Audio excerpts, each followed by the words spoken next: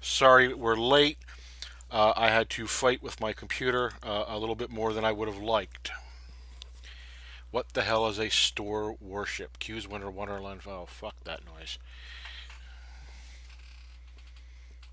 Oh, I can't. No, no, I don't do holiday events in games. I did when they were enjoyable, then stopped. Yeah, they when they became just repeato grind fests, and unfortunately that seems to be that way in every game. My God, it's been so long since I played this. Let's see where the hell.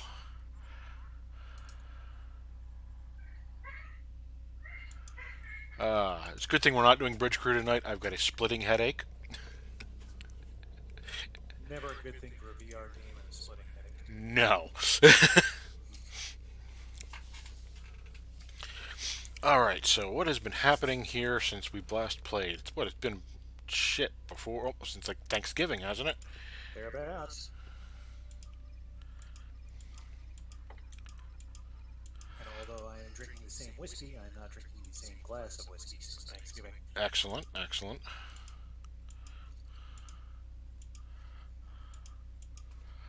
I was given special whiskey for Christmas Ooh, from my assistant manager and her fiance.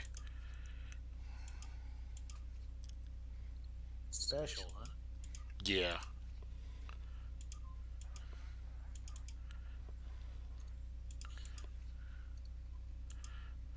There we go. That's half my inventory back. So I got the oldest is turning 21 in 8 days. Ooh, So maybe you should she's have gotten a special absinthe. yeah. So this probably would kick absence ass. Um, so she's been kind of looking at. It. I'm like, don't worry, I'll let you have some on your 21st birthday. He's like, you need to eat one of the raspberries that's soaking in it.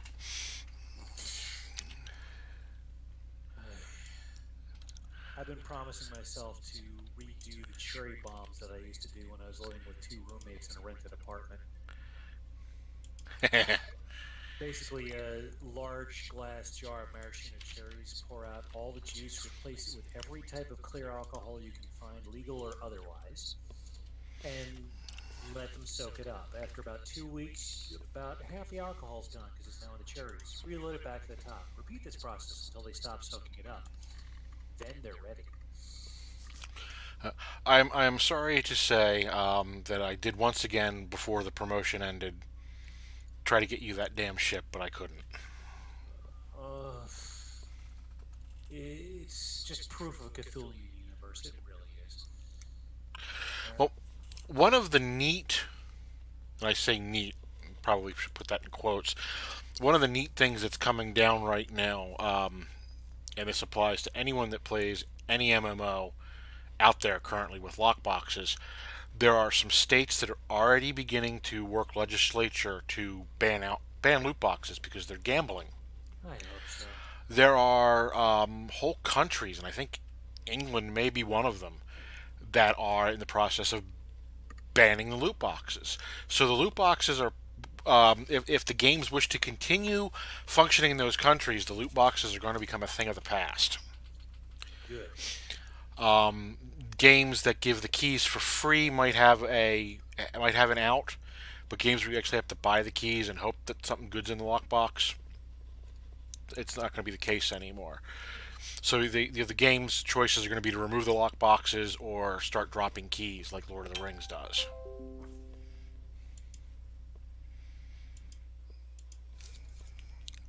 All right, what do we want to do here? Well, Story.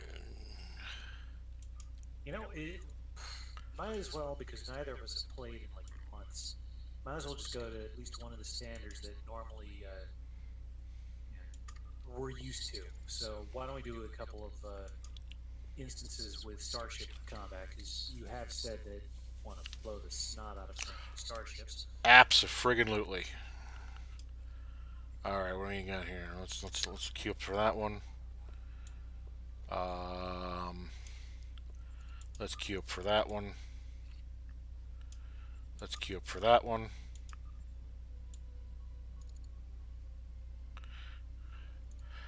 And if worst comes to worst, I still got storylines on this guy. Yeah, I've got a few characters that can do storylines, but then again, also, we can just use my main character to pretty much Yeah. power our way through anything that's. Which one? Azure Neb Rescue. I'm up to Brushfire, which is the one where you're rescuing Martok. Ah,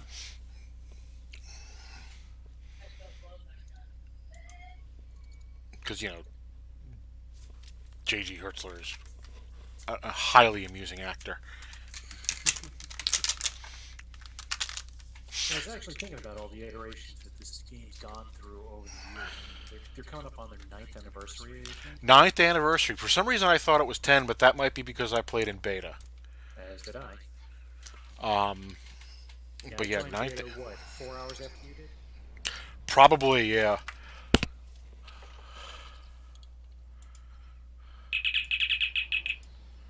And this was one of the two games. This was one of the two games I was really stubborn about joining. The other one was Star Wars: The Old Republic. And well, you see which one I'm still playing. Tour got boring pretty fast. 1, 3, 2. I'm going for that 3. Right there with you. Wow, I upped the shit on the new video card, and the other Nebula looks a lot more impressive than it used to. Kind of funny how that happens. I always find myself shocked of how much game content I was actually missing. Yeah, I upgrade a card, or even better, the monitor and the card together. I might get bullied early. I say no to your web.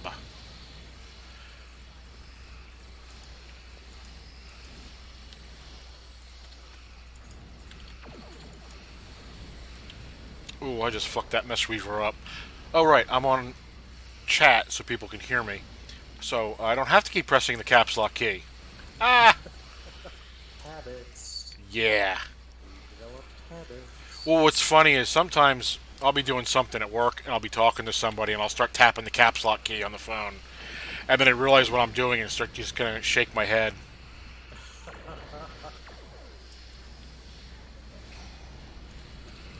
Speaking of work, those many, many years of writing stuff for LARPs and character actually helped. I don't do anything legal for what I do for a living, but a lot of things I have to do have to get cleared with legal first. So we had to write a document that allows us veto power when a customer requests stuff. And the lawyer was kind of dragging his feet on the initial write-up, said it would take a couple of weeks. 15 minutes. I wrote a completely believable legal document without having a stick of legal my background. He said all he really has to do is change 2 or 3 terms, and this would actually fully qualify as a vetted document. I'm like, okay. Yeah, that works. Eh. Yeah, I've had to make nice with a couple of lawyers recently. Oh. Nothing bad. That's a shame. It's usually more interesting like that. Yeah, I don't need more interesting right now. I was actually worried over the last couple of months that I might be developing a medical issue because I don't have the energy or the focus that I did. And then I realized, one, it's just post-holidays, and two, I'm not running on stress like I used to in my previous jobs. I'm actually enjoying this one. So, yeah, that helps a lot.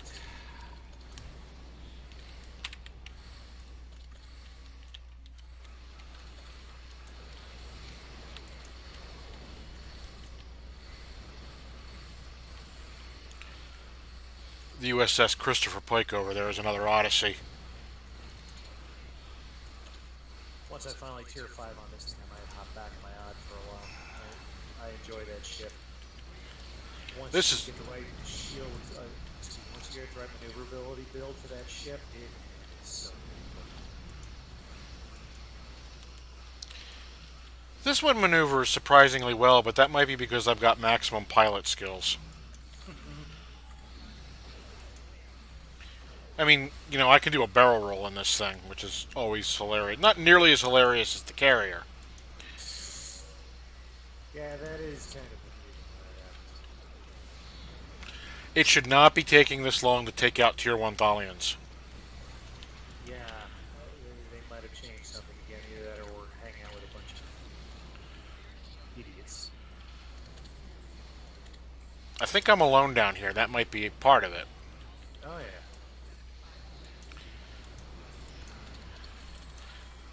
Oh, god damn orb weavers. Yeah, I somehow doubt we're going to get the option cost. Um, to be fair, I would have been really shocked if we had. Yeah, especially that initial load out of ships. When we get all fives, it's almost a guarantee, unless we're dealing with a bunch of imbeciles playing with us.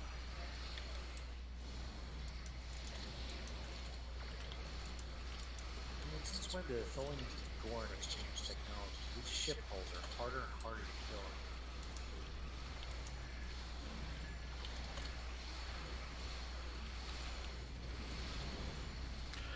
I had to blow my freighter escort.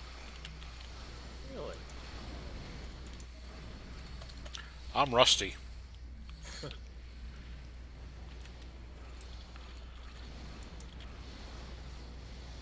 Yeah, I still have to finish a series of upgrades on the weapons on this thing, so that way they actually put out the amount of damage that they should.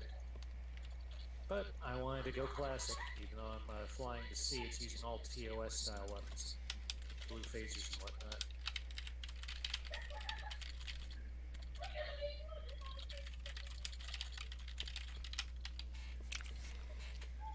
Okay, there we go. Close enough. I can start living. There we go. So I suspect you heard that Mark Shepard died. Yeah, yeah. And the original news made it sound more like his son had passed. Yeah, it did, didn't it? Um, but sad. I didn't realize, and it's funny because I've heard his voice in so many things, but I did not connect him with the Klingon Commandant from Star Trek Six. Mm. Oh yeah, the prison commander. Yeah, Oh, and of course there's a three-eyed there. and I knew he was Canton Edward Delaware, the Elder.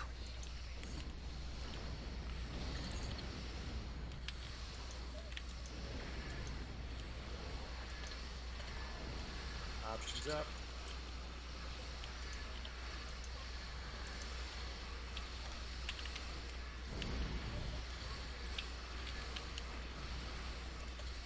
Damn it! I got a nimble little minx I'm fighting over here. He keeps getting right out of range of my, or not right out of range of my firing arc. Have you dropped down to three-quarters speed so that way maneuverability's maxed? Oh hell yeah! Yeah, just check. Just did make it a little rusty. Not that rusty. I am, however, getting a significant practicological examination by a Thalian recluse. Those things are kind of sharp wedge shapes, aren't Yeah, they? Yeah, there's an image for you, folks.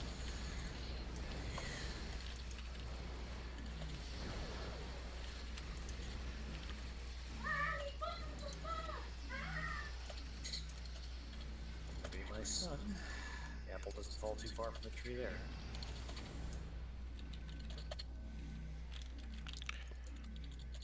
hey, it's worth being excited about whatever he's excited about. Oh yeah. Let's see here.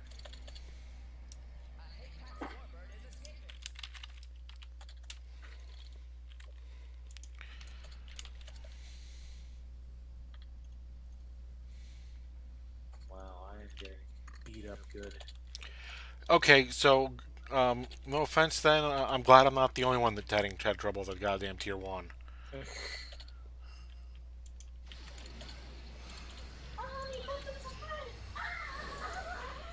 You, however, are getting an Odyssey helping you. Yay!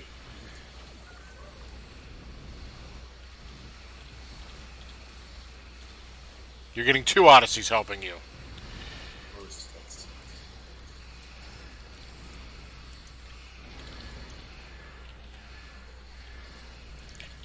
You're getting a barrel rolling Odyssey helping you.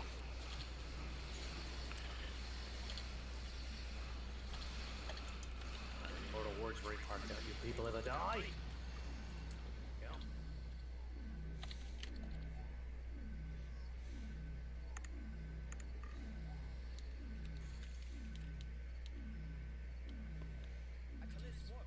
There we go.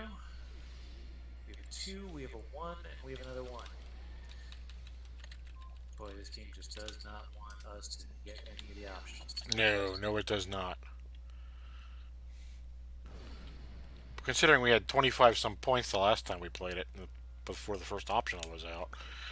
Well, that's because we had like 3 or 4 5s in that round.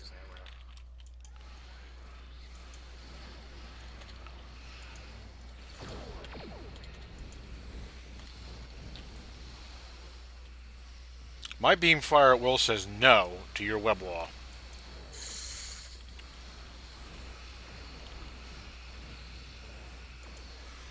In case anyone ever asks why beam fire at will is useful. Because Web walls and web cocoons don't deal very well. that used to be a debatable skill as to whether or not it was useful.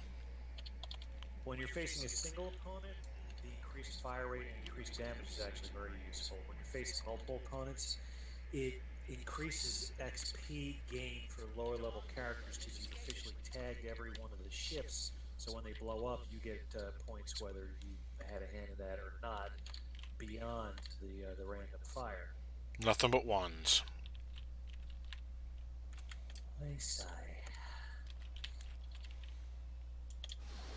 Yeah, when I first started playing and I realized that fire at will in the middle of a huge fray tagged every one of the ships, so I got credit for every one of the kills.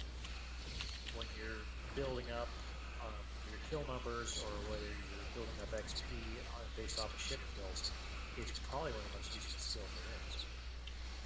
Oh, do you remember in beta it was worthless? Oh, yeah. It didn't do shit in beta.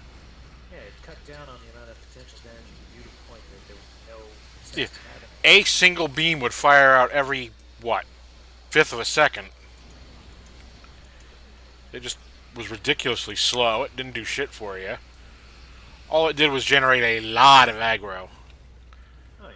It still generates a lot of aggro, but Because everybody loves aggro. At that point I've already thrown out a torpedo spread. I've already thrown out a torpedo spread and a gravity well, so. And another 2. At that point, Game over. yes. At that point, everything wants to have a chat with me anyway, and it's pretty much not a polite chat. And in Excuse me, sir. science officer, you got a pretty good chance of withstanding it. I mean, not like honestly, engineers I think have the best chance of withstanding that. Think. Engineer in a cruiser playing it properly is damn near invincible. Oh, yeah. So one of my favorite things to do with the crystalline entity is my tanked out cruiser with my tanked out skill set and my engineer tanking being right on top of the damn thing. Believe it or not, when it fires off that energy wave, of course they might have changed it now, but when it fires off the energy wave is weakest if you're among the fronds of the crystal entity. Yes, it is. Well, somebody filled up all the fleet marks on the shipyard upgrade. Wow. So we just need 500,000 to lithium. Who the hell else is still playing? Thought we were sort of the last of a dying breed.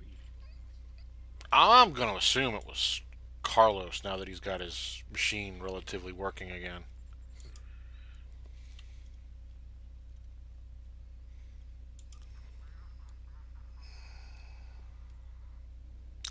It was Carlos. Yeah, If you look at the fleet activity, it was Carlos. this is not my shocked face.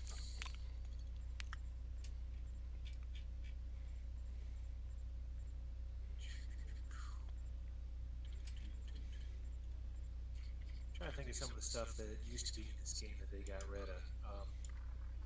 I think one of the best things that they nerfed, and even though it irritates me that they did it, it's kind of bright that they did, was when you vent warp plasma, Hmm.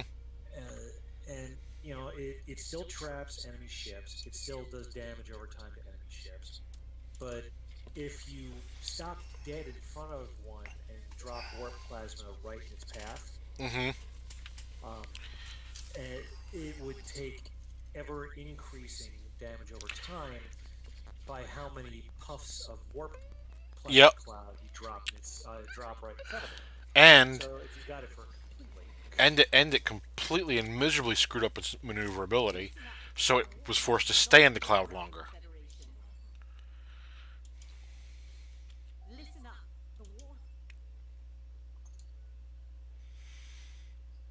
So I guess the big star. What ship is that?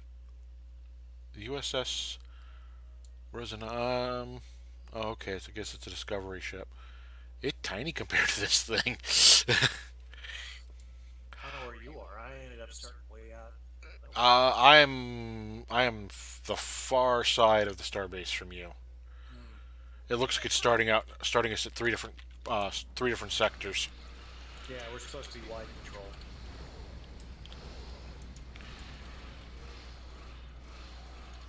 23rd century Klingons, 25th century ship.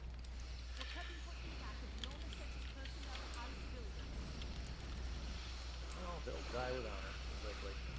Oh, Jesus! That bird of prey just met every single one of my plasma torpedoes. You know, from spread three.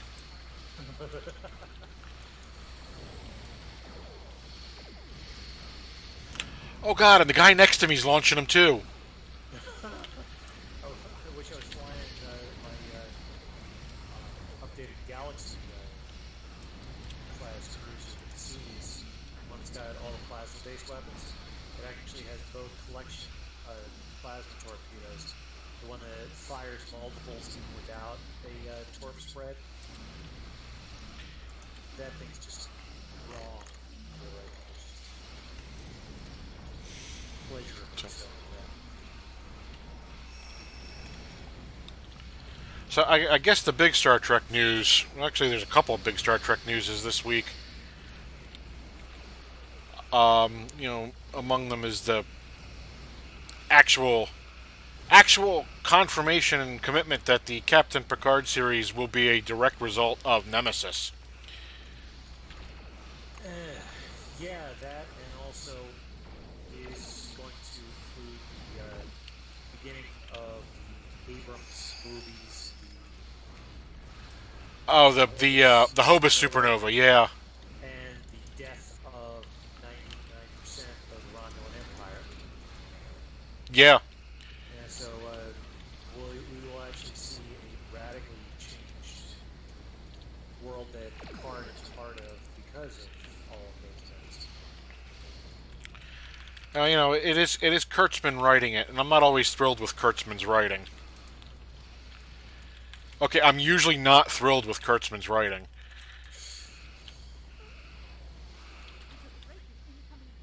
but the general hope is because it is Patrick Stewart, and they had to make him promises to sign on. It won't be a completely and miserably dicked up show. He actually holds Trek, especially his time period of it, as quite sacred. Yes, he does. And even though rewatching a lot of Next Generation, I'm sure several of your listeners are going to be quite unhappy to hear this. Next Generation is calmingly dull in a lot of instances. But Especially the first 3 to 4 seasons. although I think it hit its stride bit in the third season. The first season was, like you said, dull. It was very slow, and the second season there was a whole lot of what the hell's going on. They're trying to do a lot of setup, some of which they abandoned. The space bugs. Yeah, yeah, and the space bugs was the bluegills was such an interesting story, and they found it too dark. They Roddenberry and the producers decided it was too dark, so they went with the Borg. Yeah, there's the difference between having a mind controlling bug inside of you that get out to a bunch of aliens that basically kidnap you, cut off 30 to 50% of your body while you're forced to watch, and replace it with devices that will control you so you're a prisoner in your own body the rest of your life. Yeah, that's not dark. Exactly. One of the scenes that still disturbs me to no end is in Star Trek First Contact when they show a lot of the Enterprise. Oh, that is. That's right up there with some scenes out of Silent Hill. Come on. Yeah, the opening scene with the eye surgery on Picard is disturbing as shit. I'm lucky that I. That's one of the things I can make myself sensitive to. But every once in a while I do get sick. The Netflix series Haunting a Hill House. There was a quick special effect in there where eyes melted and ran, and that was that one I had to hit pause immediately for a minute. Yeah, it was a gruesome show. It was really good though. Yeah, man, very satisfying. And that's actually something that I wouldn't mind coming out of this new Trek that they're working on, Patrick Stewart, is I would like to see some dark and some mystery, but what I'd like to see it as is little hints here and there that there's light and darkness to it. Yeah. I watched the first half of the first season of Discovery and realized that the last two episodes I wasn't even paying attention to. It lost me. It was just too dark, too gritty, and it was kind of like a lot of the action movies that Tom Cruise did, where they give him some control over the script. Mm-hmm. We're gonna make it edgy for edgy's sake. No, you make it edgy if it contributes to the story and makes the story more good and interesting. I hear a lot of unofficial reports around Discovery, and it's not performing where they want it to. I think one of them. What? I don't know. They're somewhere in the neighborhood of $50 million over budget, and they're not making the money back. The subscribers, and this isn't Discovery's fault. This is CBS's fault. They're not getting the subscribers they thought they were going to get, and really, they kind of should have looked at Voyager for that. Because remember, they tried to carry UPN with Voyager, and it didn't work. And Star Trek, when done right, will please a core audience. But Star Trek, when done for profit, is just not one of those formulas that fits. But it's funny. I know a lot of people sit and they'll talk about Roddenberry with pie in their eyes, and they forget that Next Gen really didn't get going until around season 4, season 5, which was after he died. And even before Roddenberry's passing, his level of control was vastly because several of the rules that he put in place were not only standards that the audience would keep an eye out for, much like some of those track Wilhelms, Mm-hmm. the infamous scream that shows up everywhere. But like Roddenberry put in the rules for Next Gen. Technology has been perfected. No scripts are allowed to revolve around technological breakthroughs. Yeah. No.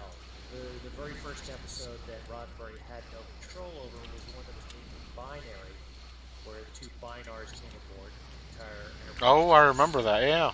goes completely batshit kazoo and breaks down, supposedly because of the Vinars. That was the beginning of when they reinstated the whole technological terror thing that was done so well How'd in we do? early stuff. Mark Stern, 25. Looks like we did good ish. Let's see. What do I need? Marks. I hadn't done that one other than the mission, the actual story mission. It's kind of amusing. I actually kind of like some of the stuff around Discovery in the game here. And I didn't at first. You know I didn't at first. And anyone listening knows I didn't at first because I sat there and ranted about it for 3 hours. I still don't like Tilly. I kind of want to, airlock her. But hey, let's face it. We both had a red haired friend that spoke and acted very much like her, and I wanted to airlock her ass too. Yeah, and the thing that I forgive, me having a weakness for redheads, married one, had a kid with one, but Tilly, I understand the purpose of her character. If you look at every single character in Discovery, every single one of them is dark, Oh, it's a. Yeah. tainted, has their issues. If you have an entire cast of that, it becomes a flatline norm. So you have to throw in an oddball or two. And the initial throw off that was supposed to make people think that you know, the doctor was originally supposed to be mean at first and then not afterwards. Um, Oh, because that hasn't been done before. and nobody was going to catch that, so they decided to go with the obvious. And they put in Tilly, who is this absolute indelible bright spot in the game. Excuse me, in the show. And Yay, our favorite. so she's there now. Of course, I was cracking jokes the entire time, like when's Tilly going to get kidnapped by the Klingons? How long is the rape scene going to last? When is she going Oh. to be eaten afterwards? Because a show that deep, dark, and nasty. Yeah, bad things are going to happen. Yeah, it's like the cute girl in the Japanese anime movie in the schoolgirl outfit, and here comes the demon with the tentacles. It's guaranteed. Well, we know Star Trek is not afraid to go that route, going Oh, back to sorry, deep. Picard. How many lights are there? Yeah, well, take Deep Space Nine killing off one of the main cast members. Yeah. For that matter, Next Gen killing off one of the main cast members, even though she desperately wanted out. Uh, She desperately wanted out, and then when her career didn't go anywhere, she kind of wanted back. oh. Meanwhile, there's Jonathan Frakes going, "Yeah, I'm happy to be here. I know some of the folks are worried about being typecasted. Typecast me. It's called working." Mm-hmm. And Let's argue with a he paycheck. he readily. Oh, good Lord, Borg. No, this isn't going to go as quick as you think. He readily admits that he will do just about anything he's asked if it's got a paycheck and it won't embarrass him. Bourne is right out because Oh yeah, she was back but with that. I had joked right after Next Gen ended that he started popping up everywhere. I called him Jonathan. I'll do anything for a buck. He all but called himself that at the con I met him at. See, he's the kind of guy I'd want to sit down and have coffee with, just to BS about life in general. Not even geek about Trek, but just talk about how do you prefer your eggs? Yeah, Kind of stuff.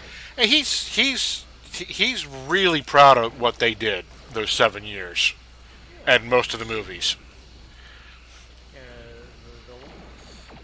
were a few low spots in the movies. I'm still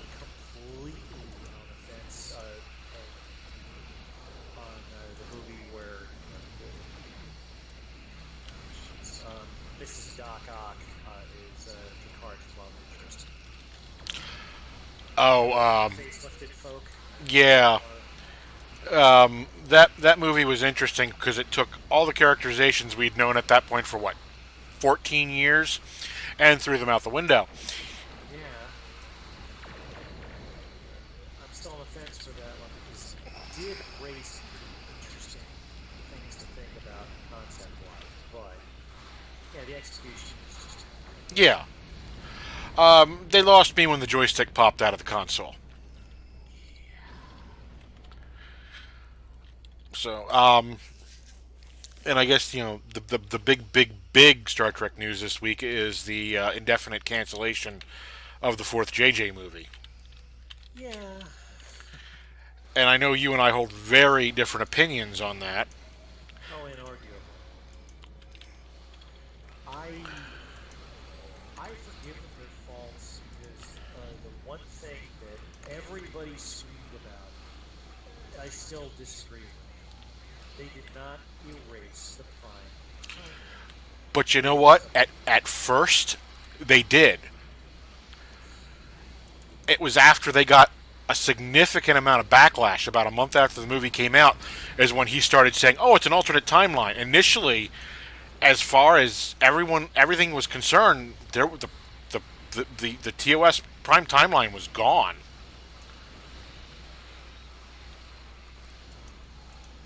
now, Star Trek is my number two favorite sci-fi series, with Doctor Who being the first. Yeah, So, as soon as I saw the way they did it, how they did it, etc., I'm like, oh, Splinter Time, explained beautifully on the chalkboard by Doc Brown in Back to the Future. So you've got your main line, and then you've got the line that pops up, goes off at a 30-degree angle for 4 inches, and then continues on in its own unique path. we lost a group member. Yeah, we're still doing good. So, even though it took them a month to realize that they had misspoken in it and needed to readdress what they had said properly, which they did. Um, you know, Yeah, and that did upset me.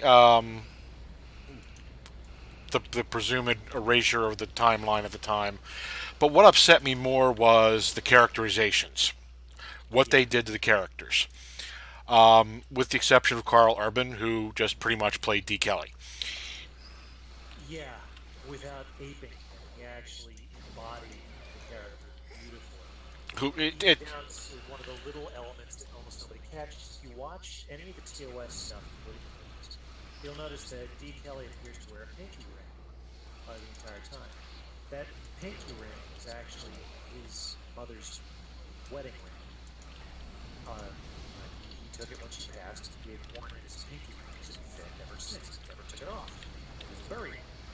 Well, Carl Urban, not only being a huge fan of TOS, but also being a huge fan of Dean Kelly, when he found out about this particular backstory, the ring, the class graduation ring that all the characters are supposed to be wearing, mhm. he made sure to wear his as a pinky ring to emulate that. So yeah, Carl really did dive in deep, and I'm Oh glad he yeah, did. he did. He had told Kurtzman and Abrams when he took the part that he understood this wasn't this was not a recreation of TOS, but he was going to do it like D. Kelly, and that was that, and they agreed. Because it's Carl goddamn Urban. If you disagree with him, he'll go all Judge Dredd all over your ass. Which, by the way, I really enjoyed his Dredd. He did a fantastic job there. Interesting, yeah, interesting movie. I didn't, yeah, I did see that one. Definitely better than its predecessor. Yeah, no argument there.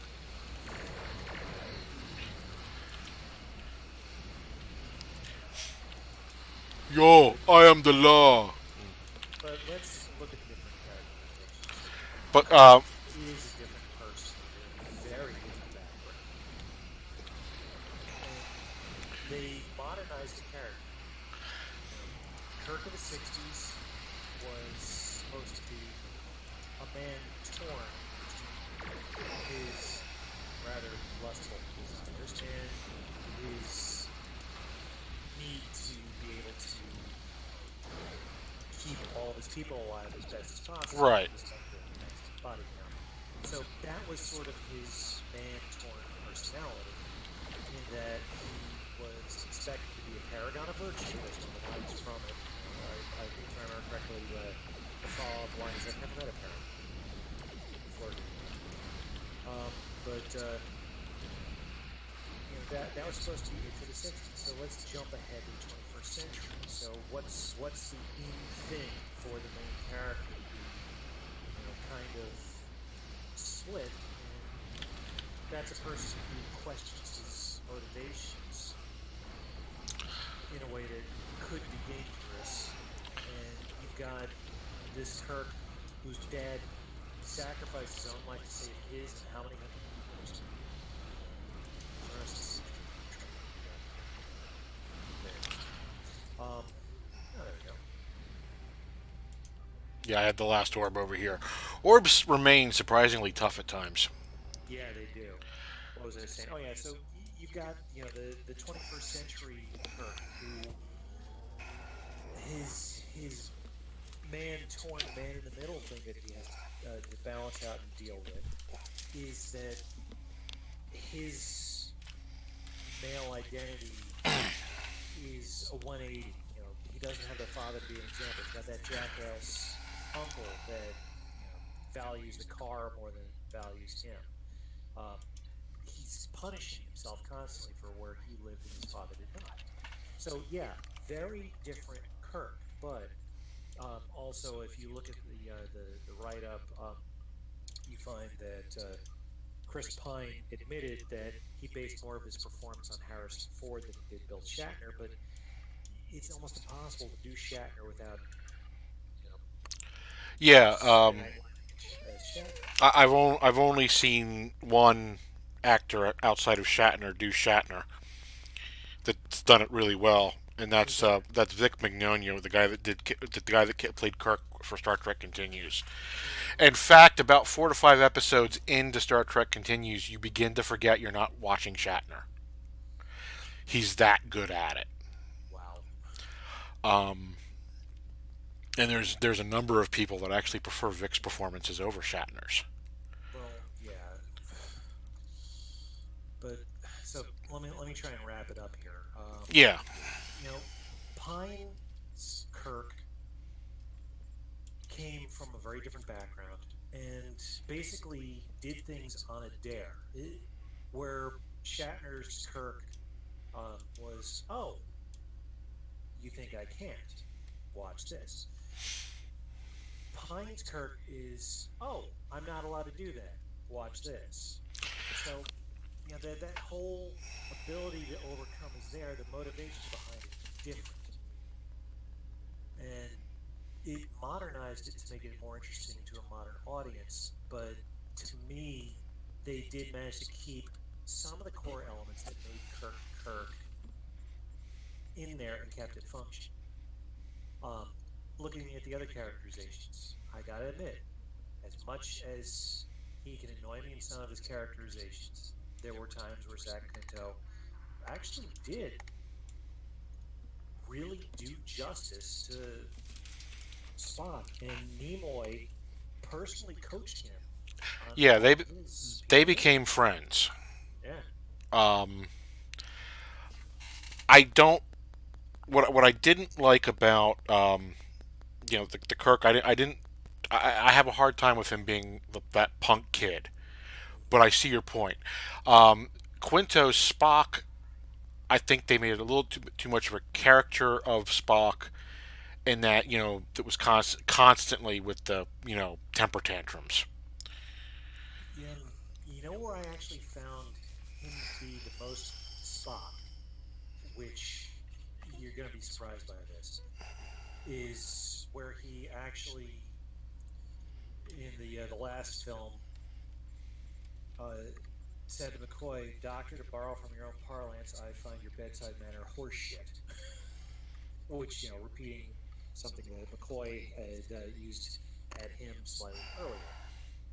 Um, And that's actually fairly close to something that they said in the original series. Now they didn't use horseshit for obvious reasons, but no. Go ahead, sorry. no, no. Um, so it's other than one person, I've got no problem with any of the casting. Who would that one person be? Simon Pegg, he can eat a dick. Uh, His comments. Which one is it? Breach. Okay. His comments when he was writing Beyond regarding Star Trek fans and the fandoms in general, he needs to remember he's got his job because of the fandoms in general. He should not be a dick about it. he's not Harlan Ellison. Yeah. Simon Pegg can eat a dick. Yeah, and there were a few moments where I saw things in his performance, and I went back to some of the original tracks, and I'm like, okay, he actually watched this scene to do that scene, that sort of thing. And I can see where, as a professional actor, he did his research.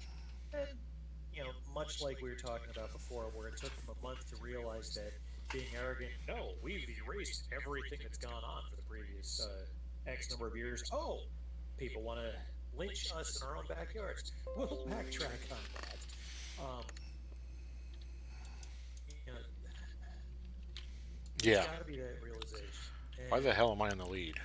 because you're good at that, I don't know. Yeah. But you know, but several of the characterizations, there's that whole argument that George Takei basically said, I'm gay, but Sulu is not, and they made Sulu gay. I, well, I have no problem with people's sexual preferences, no Yeah. matter what they are. But truth be told, I actually found that particular portrayal to be nice to add, but not defining of the character of Sulu. I felt that the defining elements of Sulu were the little moments, not only in um, not only in the modern portrayal, but in the classic portrayal. In the earliest episodes, where you find out that Sulu kind of a, that was some fun stuff. And the Yeah. moments where George Takei had the chance to expand on Sulu's character and background, that was always fun stuff. A lot of it was squashed because Yeah. especially Egos. by season three, it became the Kirk show. Um, but in the new movies, Sue had those little moments. One of my absolute favorites out of all the movies is the first film where Kirk's like, I was chosen for this particular mission because of this, that, and the other. What's your specialty? I'm trying to get to know Sulu, Hmm. nervous, pre-drop talk, and Sulu smirks at his defensive. And I'm like, okay, a simple delivery like that, we're going to see something. And then he whips out with the origami katana, Yeah. and The just foldo foil. oh god, yeah. And they actually not only made a joking reference to one of his actions in the original series, Yeah. which is Naked time. where they're all drunk and D'Artagnan, so named by Spock, since we're talking about Spock moments, hops out, uh, Naked time. etc. Oh yeah. Well, so it's those little moments that they gave the characters. Um, you know, fleshing out Uhura with such an amazing background, with such an amazing set of abilities. One of Nichelle Nichols' primary, near screaming match angry things was in Star Trek Six. The scene that played up for humor, where they can't use the Enterprise computers because it will tag the translation, so they've got to try and speak Clintonese themselves. And Uhura basically said her character was written by Roddenberry to be a polyglot and multilingual. Yep. She would have known how to speak Klingon. So they redressed that in the Con Not Con second movie. By the way, yes, that's one of the few raw points I'm pissed off about. Just say it's their take on be done with it. Don't be dicking around like that. And that was unnecessary. Hmm. So, but the whole uh, moment where she goes out there and converses with the Klingons and not only understands their language but their psychology and tries to really get the point across to them. Admittedly fails because they had made their decision before they repelled out of their ship. Um, but all the same, that and so many other moments really did flesh out the characters rather nicely. Now, Uhura's initial characterization in the first the 2009 movie is the one that pisses me off the most because we know how accomplished Uhura was.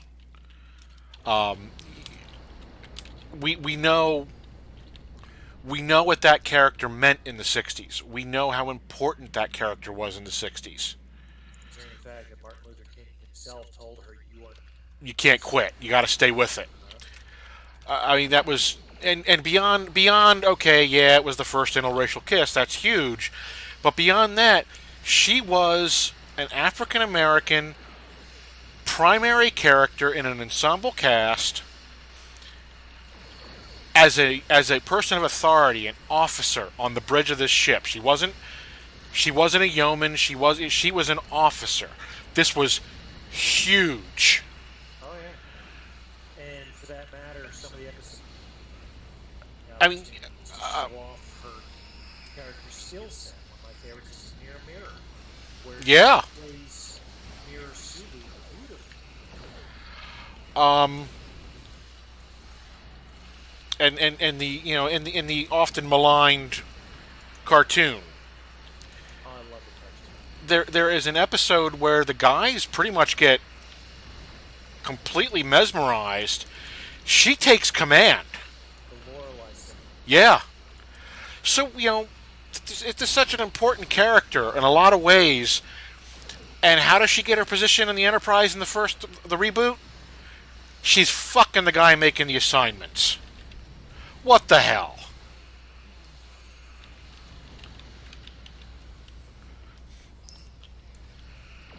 Yeah, that is a double-edged discussion.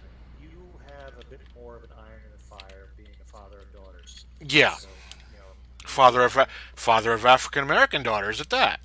yeah. So, but the one thing that I will say about that scene is yes, she did make use of her personal relationship for business purposes. Uh, but at the same time, it also did show strength of will, where she didn't just say, well, if you ever want any more, then you're giving me what I want. No. She used formal address on Spock. She intimated that,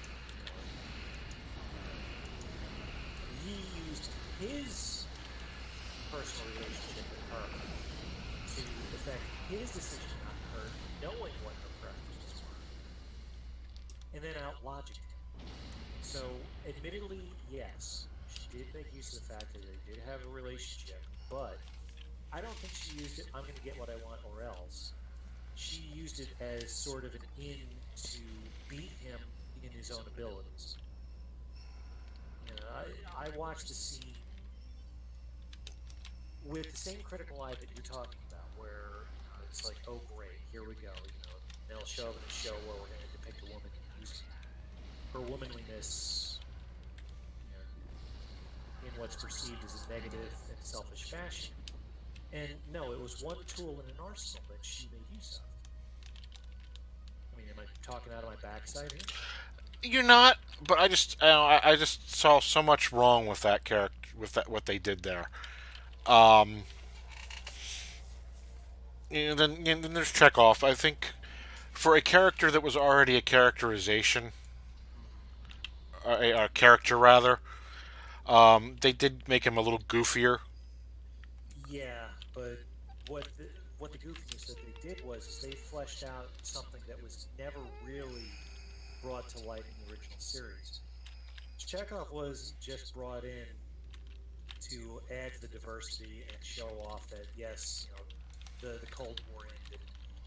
We've got a Russian character now. Everybody's happy, sort of thing.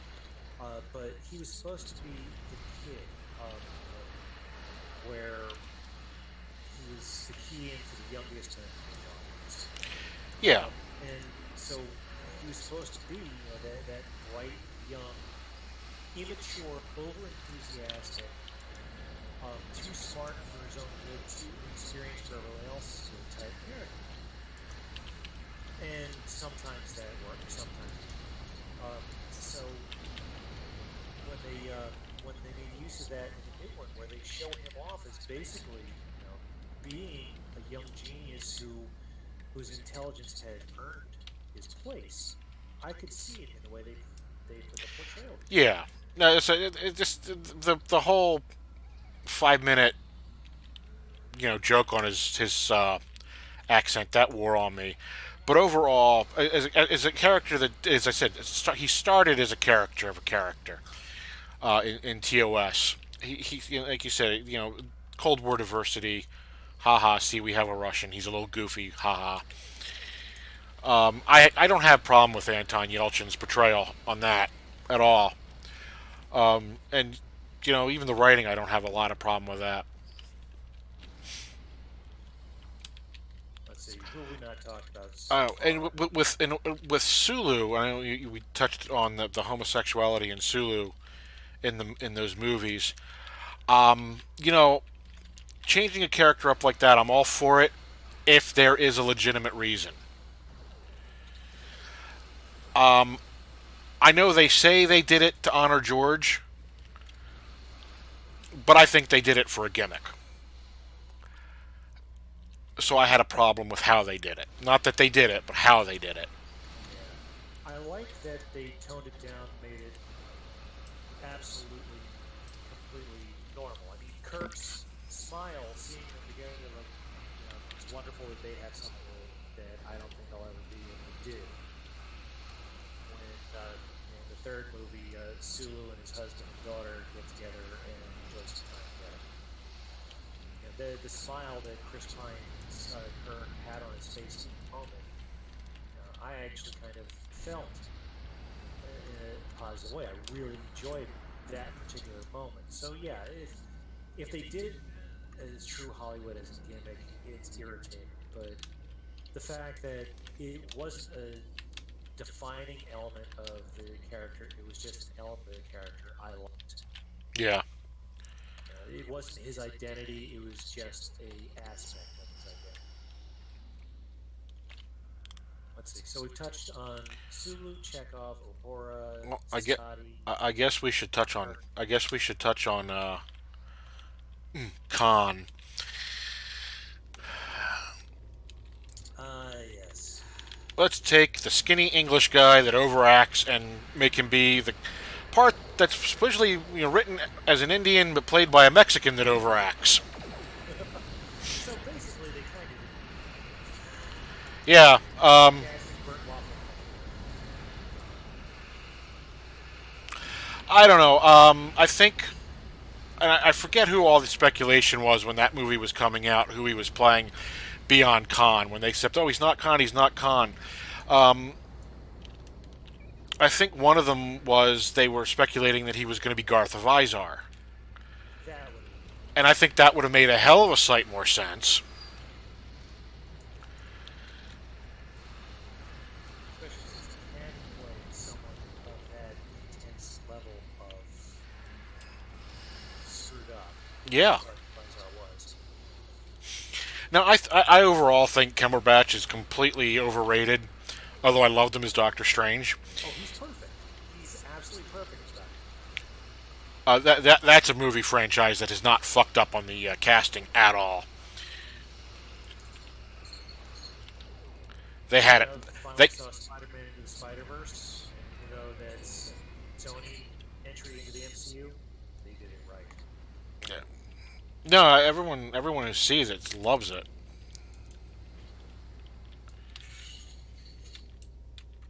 So yeah, the whole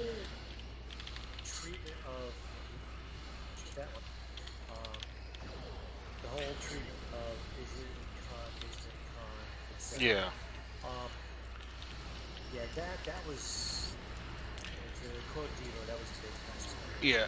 And But to a little bit of their credit, they now admit, yeah, we shouldn't have done that. now, one of the things that most people miss because they were the whole yeah they're doing the whole big it's not con ha ha ha ha no they are but what most people missed is once again they took the concept of con and they kind of did a modernization um, They where probably should have changed the name then. they in the 60s they took a idea eugenics and that kind of scary sort of stuff left over here the Nazis and the Aryan nation there, and they wanted to look again at what along those lines we see now, and they tried to make some changes, and I really think they kind of missed the mark. They had their opportunities and they really Oh yeah, they kind of fucked that up. There was a lot of arguing on that one about whitewashing, and it was definitely whitewashed. I mean, that was a first. Khan is not a name; it's a title. Uh, and he shouldn't look like a skinny white guy. didn't. Yeah, And it would have been amazing if they actually did cast a voice. they they could have gotten an Indian actor, not a problem. Of course, with Abrams' crew, they would have gotten Cal Penn, and it would have ruined it. But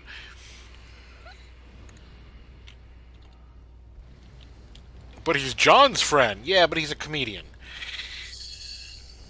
I don't know, a funny con.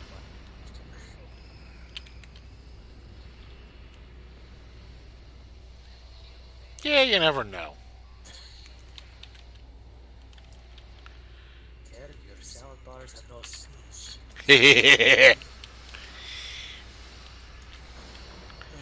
When Saturday Night Live was funny.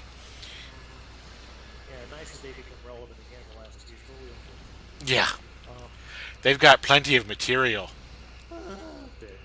So Ne- yeah, never thought I'd like Alec Baldwin. Uh, um, let's address the elephant in the room. I am one of the insanely rare people, and this is actually even a point of disagreement between my wife and myself. I enjoyed the last of the films, the third Beyond. yeah, you're pretty rare on I'm not that. a rarity.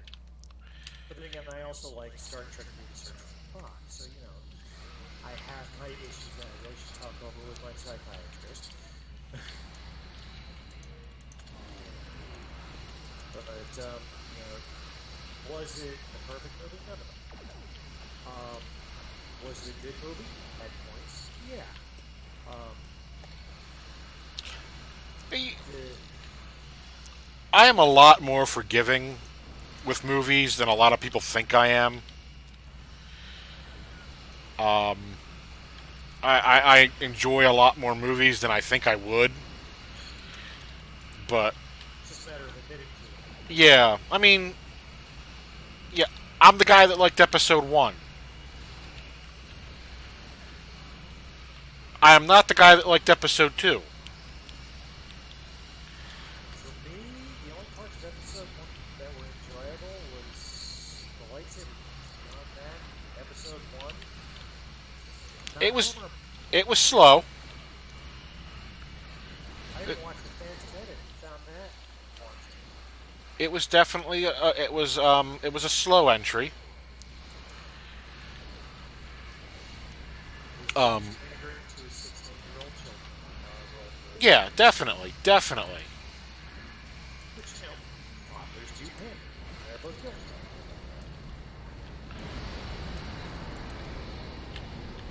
I love how they pander mountains and arrows. Yeah, that's actually nice of them. Because I used to get lost in this part of the show. I remember when we had to find our own fucking way out. Oh yeah, how many times did I fail this mission initially and everybody else went? left.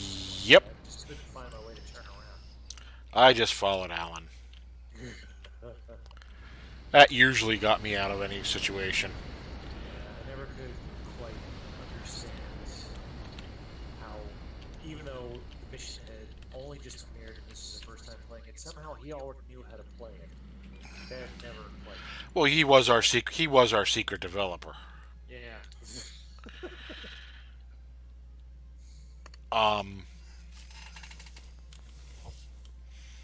you know, I liked for most part. I liked the prequels. I think the prequels were of relatively the same quality as the original trilogy.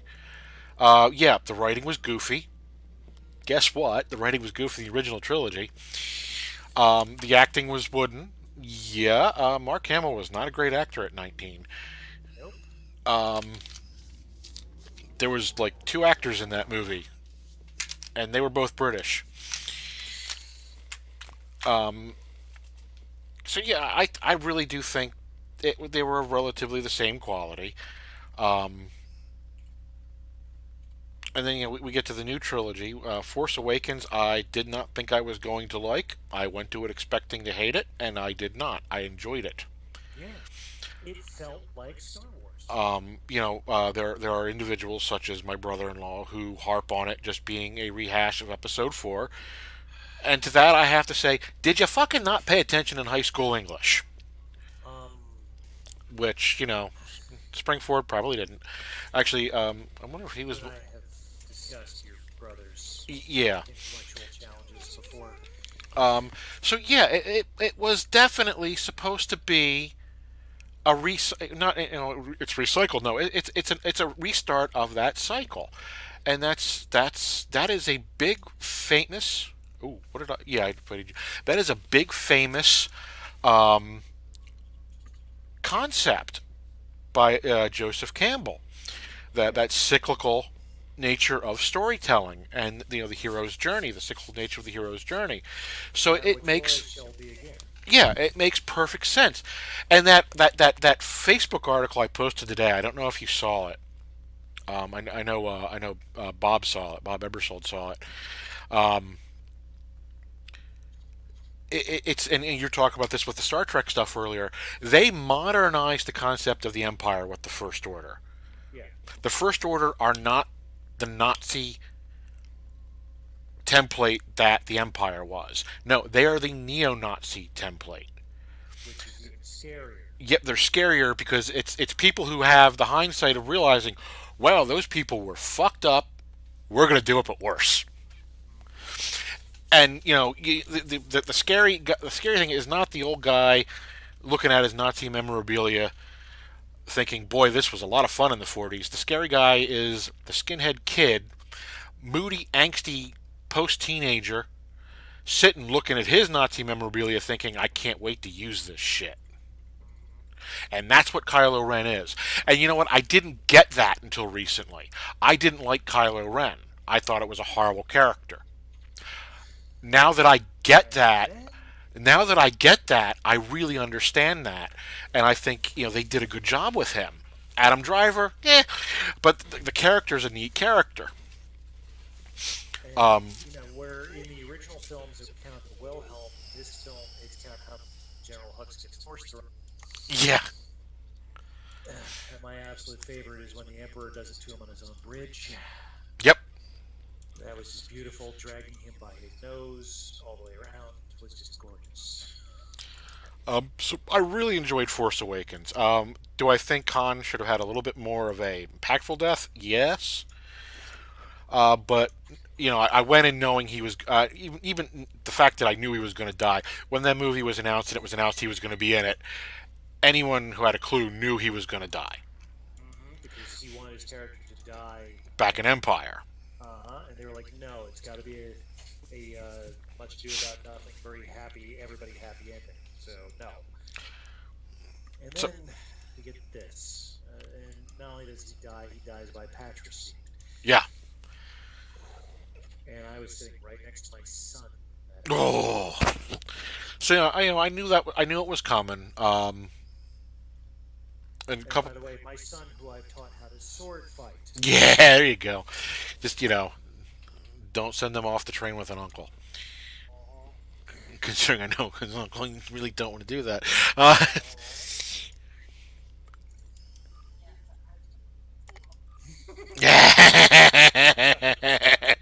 Uh-huh. uh, my son wrote an essay on how awesome his mother is, and one of the things he attributed to his learning was that she taught him how to use halberd. I read that. I'm like, I'm gonna admit, didn't you teach him hand axe and small shield? Because you give my wife a hand axe, a small shield, and a bombshell mask, and nobody's oh, I remember that quite well watching her plow through players. trying.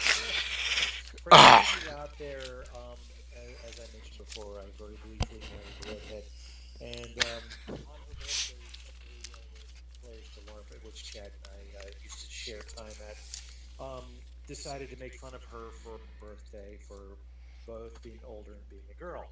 So she went back to Chad, who was running the game, and said, "This is what just happened."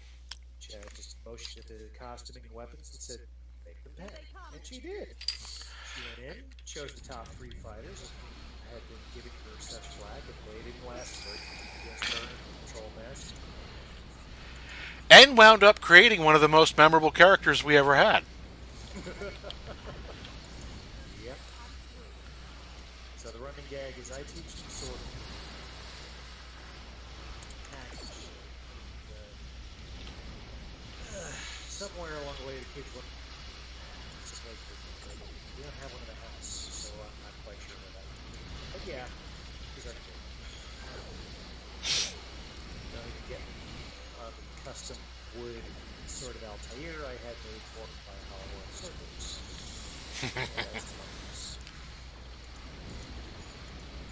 Here's one of my favorite finishes. Well, well after you and Sil stopped coming, and we had the girls, we had run a game, and Charlena begged for a combat roll. I'm like, 'cause I'm looking at you're 10 years old. I can't give you a combat roll. Just I want a combat roll. I want a combat roll. I want an Easter egg. I want an Easter egg. I So want an Easter egg. I relented and basically was like, okay, well, if you get one of them and they want to fight back, don't come to me upset if they tag you hard. And I said, and for God's sake, tag them hard. She whomped three adults. By the time the third one was against her, he was trying. The Nice. first one was like, oh, I can't do anything, and she whomped him. The second one, toward the end of the fight, started trying to actually fight back. The third one just went all in, and she dropped him. Well, that'll be handy to know. By the Yeah, way, no kidding. that jackass suggestion cap never came back after I handed him the spread commandments email, huh? Let's see, which jackass? We had a couple jackasses in Jester Caps.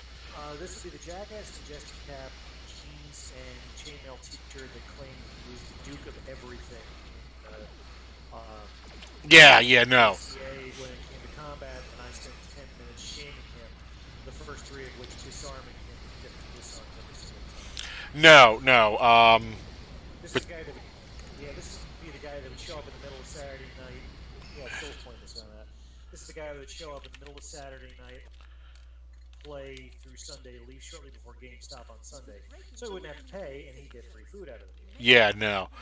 Um, he didn't come back after that. No, but I don't entirely know if it was because of you or because um, it got to the point where it was like, yeah, dude, you can either pay or I can have you forcibly kicked out by the brute squad. Which was half of the players.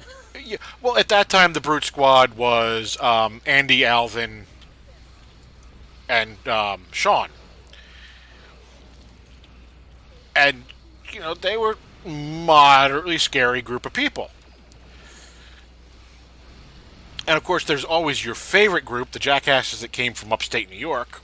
Oh, good God, yeah. He had who, swapped out his previous pole arm for a copper tube. yeah, and you caught him in that, and which I am immensely grateful you did. Oh yeah, Alvin was ready to kick me out for basically dropping the guy with 3 shots to the piece of his sword, the last one leading a helmet across his back. Well, you always knew when you and Alvin were in 100% agreement about something, That's when someone trouble someone started. done fucked up. But I remember the one guy getting real mouthy with with Andy. Andy, I think, might have been 17 or 18 at this point. He had just, I think it was right after, he was 18, right after he got back from boot camp. And he got real mouthy with Alvin, or with Andy, and I remember you and Alvin getting very upset, more upset than I did, because you were the two that had taught Andy.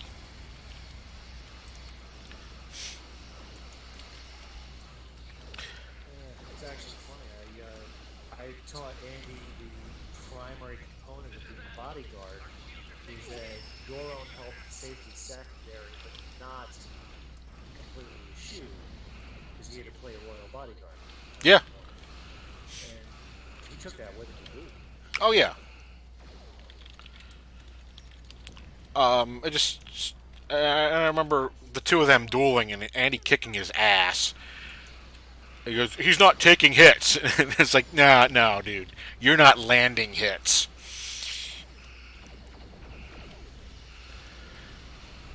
You know, I'm like, believe me, I've been dealing with this guy since he was a kid. Every so often crushing his ego, I live to do that. You're just not fucking hitting him. But that was a group that got the hint. I always wonder if something had been said to them that I didn't know about. And, Um, and I'm okay if it was. Ken and Barbie, the two very attractive ones that were actually a couple. You know, they weren't actually named Ken and Barbie. We just called them that because they kind of reminded us of that. Those were the two that actually were from around here. But part of that other group. They knew them and brought them along. They actually they apologized for his that one guy's behavior. Yeah, we told him that. I told him flat out, this what he did is not your fault. What he did was his decision done without confirming with anybody else other than could hold my beer and watch this fight. Yeah, but Both of whom are no longer allowed here. Well, you know, I will visit them in the hospital and I'll put them. Um, but you know, just because they invited an asshole doesn't mean they're the asshole.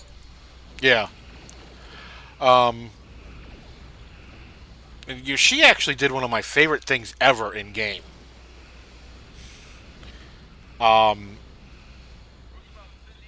Were you the Sarkot? Was that you? No, it was I am. Tim. Tim Carl was. I am. When they knew he was coming, she was supposed to be the lookout to warn the people he was coming. She saw him coming, smiled, and walked away. And she went. Yeah. I looked at her funny, and she went. I prayed to my goddess. My goddess said, "Keep the secret."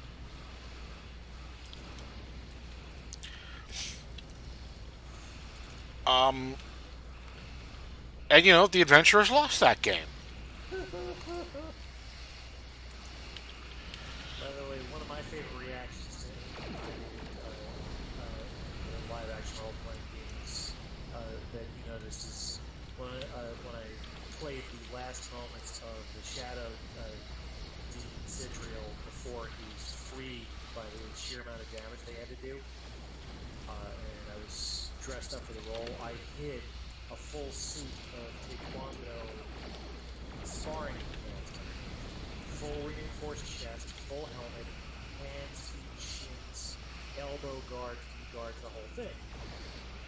And it wasn't to bulk up characters because I knew that you were going to spend the weekend ramping these people up towards this particular fight. No matter how much control any of them would normally exhibit, they were going to be hitting hard. That was right. Oh yeah.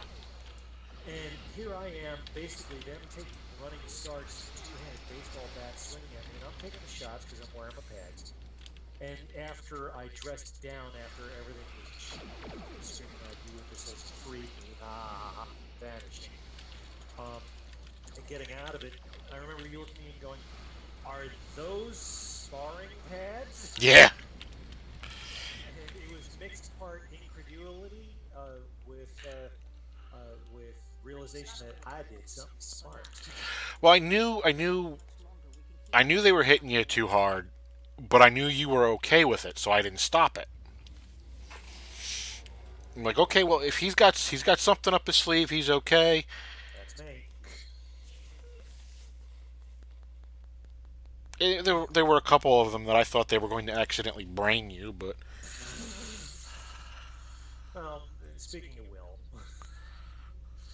that katana on katana battle was probably one of the most spectacular the game had ever seen. But yeah, then again, we were given permission to switch the rules off and go at it like we normally would in Lee's garage. yeah. Basically, just said don't kill each other. If you go to the hospital, don't say you got it Yep. here. And if anyone else jumps in, tone it down. Fortunately, everybody realized pretty much right. Yeah. Getting between these guys might kill a normal human being. We better let them. But everyone had someone they could fight with at that level. Pook and I could fight with each other at that level. Oh God, yeah. Watching you guys go at it was bliss. And, I'm pretty certain I shaved nose hairs off him once or twice. Then there was the infamous arrow. Oh, Nutseeker. Oh my God, I still have Nutseeker. This thing, no matter you shoot that thing about a 45-degree angle right before it got to its target, it would still drop the crotch level and hit him every damn time. And I had it marked, and I knew which one it was, and occasionally got used on purpose. I believe during the games, I asked for it a total of 3 times, and you forced me to justify it first, and every time afterwards you handed it to me with a smile. Yeah, and the great thing is it worked for other people too. Uh, I didn't have to be the one shooting it. Then, of course, there was that party where that one guy Brian was hitting on every woman that was underage in there, and was trying to supposedly teach a girl how to boff her fight, and everything. Really, was just hitting them. Oh, he was a horn dog. He was. And I leaned over to you because both of us had bows. I'm like, Chad, yeah, I need crotch sniffer. Why? I pointed that way, and you just smiled and handed me the arrow. Shot him from behind, and woo! Did you? Ah! What came out of him was just priceless. Such Yeah, he was one of the ones that thought I was dumb. So there was a few people over the years that decided, oh, he doesn't know what he's doing. He's dumb, and they kind of learned I wasn't. I well may deserved. I may not have created everything, and I occasionally have to correct people on that because you created all. I'm like, no, I did not create all of this. I did, however, clean everything up because not everything made sense. Um, I may not have created everything, but goddamn, I kept it running. Yeah, he did. No arguments on that. Um, and I think what failed a couple people, and I just won't mention names because it's not right. Um, what failed a couple people is they didn't realize just how much I understood human nature and customer service. And as much as you think, okay, well, this is a neat idea. It absolutely was a neat idea. However, I knew it would not fucking work in a LARP. By the way, since there is a vengeance class sitting between us here, something I would like to cycle back to, which has been a theory of mine for like ever. A lot of Wow, twos, a lot of twos. 3 twos and a 1. Yuck. I'm going north. So am I. But the USS Vengeance from the second of the Abrams films, as far as I'm concerned, Vengeance was them getting sick and tired of all the complaints about the redesign of the Abrams. What I seriously think they did is they took all the primary internet complaints that people were reporting all over the place um, about the redesigned Enterprise and made the Vengeance based off of those complaints. Yeah, I would say they did.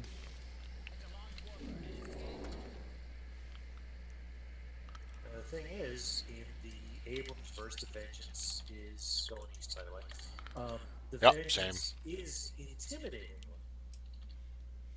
and one of the elements that I think, just because of the right angles and the hull plating on the ship, it looks like something the Empire would fly in Star Wars, or something the First Order would fly. Well, It's built those that way. the first couple movies was Abrams' audition tape, Yeah. and it's yeah Abrams.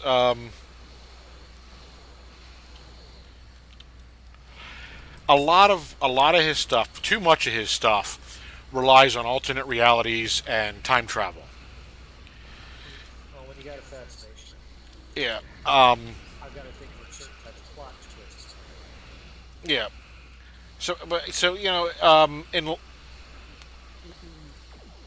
Lost, the first couple seasons of Lost were clever. The third season of Lost was silly, and then it just got worse from there. Fringe. Lost is Okay. lost, but Yeah. it's Fringe. You know what? I liked Fringe, so I'm not going to bitch about Fringe. I loved Fringe. Fringe owned me from the first episode to the last. John Noble. All of them. I love John Noble. But then again, Underrated actor. you and I both know for a fact that my wife bears a certain resemblance to the female lead. You It's five. 5 on North. On the way to it. Um,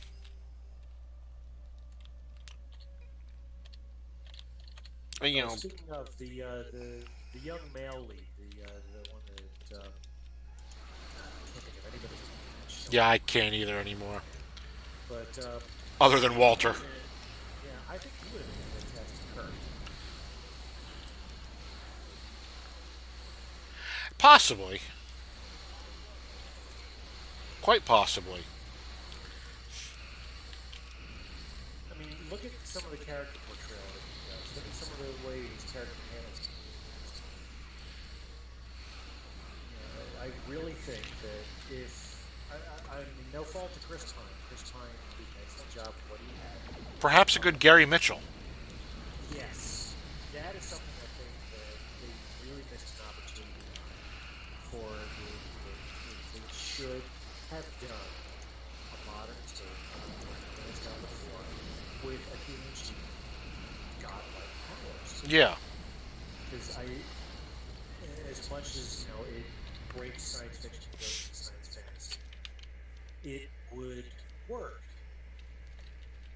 And I think it would have been a good exploration. Because realistically, the newer series of films, despite the fact that they are action oriented and lens flared, and the writing is somewhat Look shallow when it east. comes to the storyline. Oh, good grief! Let's slow open that one so we get the second optional. Um,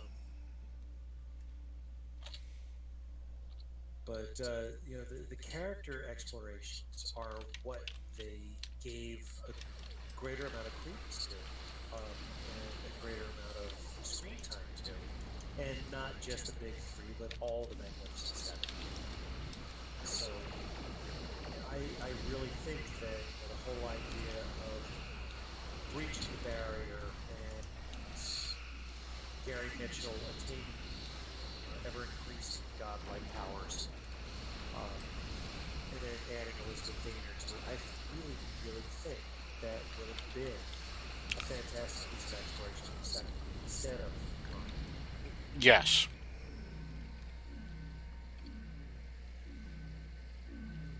But it's a missed opportunity.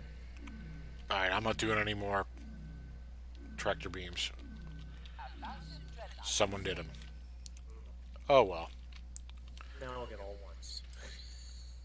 At least we got the first option. It beats the last time. So, as much as oh look, the optional just popped up. As much as Abrams disappoints me in a lot of the stuff he does, I am actually pretty relieved to see him doing Ep 9. Yeah, for the faults that he has, there are some things that he does right. He understood Star Wars, Yeah, and maybe that was because he had Lord Kasdan helping him. I don't know, but he understood Star Wars. Um, Ryan Johnson, not so much. I I think really what was missing from Ryan Johnson's film was the pacing was off primarily because of the editing more so than Yeah. anything else. The content of the story, as far as I'm concerned, the most emotionally potent moment out of all eight of the existing Star Wars films was Luke Skywalker's final moments. Yeah, I agree. I didn't. You know, I know there is a whole lot of dislike and hate for Episode 8. Of course. I don't want to say I thought it was a great movie. It certainly didn't really feel Star Warsy. Like you said, a lot of that's the pacing.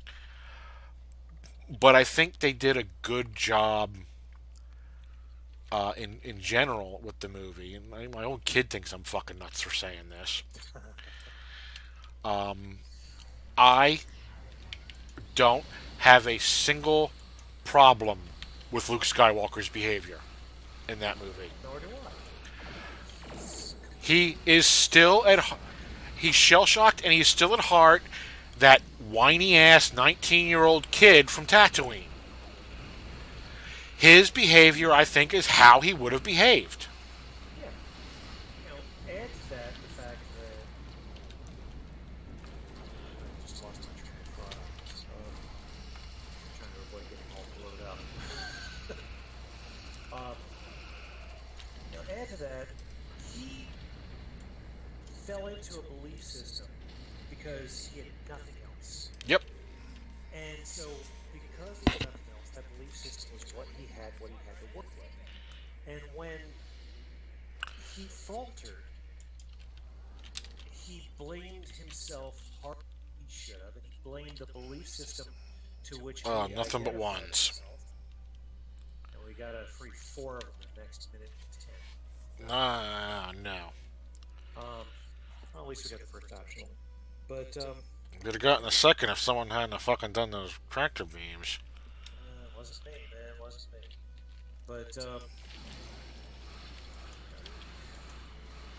yeah, it was essentially the perfect fail in that he had a belief system which was his entire life, and suddenly he had family again, and then all at once his belief system, as far as he could tell, led him to betray that family. Therefore, he began to doubt everything he knew of himself to the core. Yep. So, of course, he would abandon almost everything. He would fall apart. And in some ways, he was that whiny 19. In some ways, five just popped up. He got 27 this time. Of course. Um, but yeah, I've known people of that age who have dealt with their own belief system interacting poorly with a family member that they cherished and basically ended up putting them in a similar state. So yeah, it was brilliantly written. It was very well done. I have no issues with Um,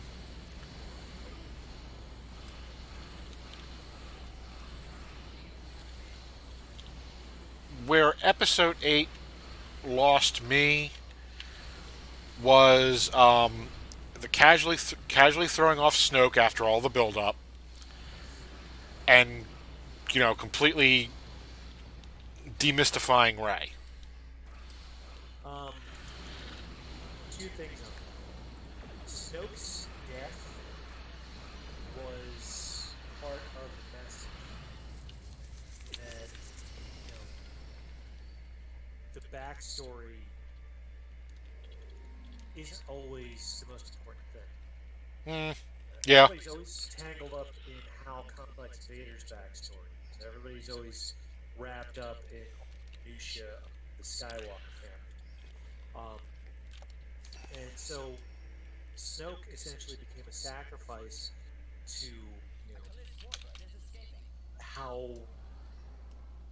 watching the left hand kind of makes it impossible to keep an eye on the right hand. So they opted to minimize by basically wiping out Snoke without any nod to his backstory. Snoke, instead of being a major element, was actually a stepping stone to Kylo Ren taking over the chair Yeah, in the and story. I liked, how they after they went all through that, Ray looked at him and Kylo went, "Yeah, okay, great. Now we're gonna take over and continue the attack." What? That was amusing as all hell. And I think right for the character. Yeah. And one of the things in the backlash that bugged me from Ryan Johnson was, "Oh, Star Wars is not about the Skywalker family." Yeah, actually, it is. And although Rogue One obviously was not, and Rogue One was an excellent movie. Solo was a good movie. I enjoyed it a lot, but No arguments there. I think he kind of put his foot in his mouth on on the back during the backlash. I think he definitely put his foot in his mouth. Disney was shocked at the backlash. I know that. Well, you got Disney. to remember, recreational rage is trendy, okay? Oh yeah, it definitely is. But it's getting results. Yeah, I actually would like to see a larger amount of originality and a larger amount of enjoyable output, and we are seeing that in some movies. Hmm. The MCU delivering beautifully. Yeah, I'm a little worried about the future of the MCU past Captain Marvel. But that's just because they've got themselves to what was the biggest story of the '90s for the Avengers. Where can they go next? The answer is probably going to be the X-Men. But the MCU is definitely. I mean, that is easily the biggest franchise at the moment. It's outshining Star Wars. Oh yeah, I mean, when Guardians of the Galaxy came out, I was right there with those people that went, "Star Wars what?" yeah. Holy shit! The first Guardians of the Galaxy was everything you could want in a fucking movie like that. It still is. The Oh film yeah. is not aging at all. The second one, a little sadder, a little darker, but still a good film. Sadly, due to knee-jerk reactions, we probably won't see a third. Oh God, yeah. That see, that actually ties into something. And as much as it sounds like you want to avoid the discussion, we don't know all the details. Um, as we are trying to clean up our society. Oh, I just got kicked out of the server. Um, I see that. as we are trying to clean up our society a bit and make the playing field a bit more even for everybody. Um, Two people got kicked out. um, One person got back in. yeah, I'm on my way now. You're in Uh, or coming in. yeah, there I am. Ooh, Bug Hunt. Not one of my favorites, but whatever. Um, but There's a cat in a dress. alrighty then. My distraction. That's not blaming. Um, but you know, unfortunately, as we try and make things a bit more even playing ground for everybody and make sure that opportunities are better and we do our best to eschew a lot of these leftovers from previous generations. Um, it also, at least temporarily, makes things a hell of a lot easier to exploit for political reasons. I mean, all you need to do these days is dig up even an attempt at humor that someone makes or may have been serious at one time, but they've since moved on, and maybe they've evolved. Maybe they just realize it's better to shut up. Um, but because if it's on the internet, it's you will get a lot of this stuff where like something that you said in 1999 because it happens to be on record Hmm. is admissible here in 2019, and you can be beat up for something that your earlier self said for whatever political reasons to This satisfy. this is the first time doing this mission I've ever actually seen a difference in color in the alarm bug. Nice, First time doing but this mission with my new card. but Gunn probably pissed off somebody high up because of his income numbers, which is primarily because he really looks that Yeah. couldn't touch, but wanted out so desperately, so found something. But if you dig deep, you'll find fault enough with anybody. It's just basically a matter of how badly do you want to ruin this person. Right. Well, Gunn's answer was, okay, I'll go work for DC. He's not ruined. Now, that's been my take on things as well. I mean, you've known my job history. I've worked for various companies that I realized wanting out was a good idea, and in a couple of cases I got out gracefully, in a couple of cases I did not. One of my previous employers just today announced to their employed staff that they are only at 43% of where they should be at this time of their income year, which is about halfway through. So they are, with immediate effect, laying off the troops. Ouch. After this call, if you're notified that clear your desk with immediate effect and get the hell out.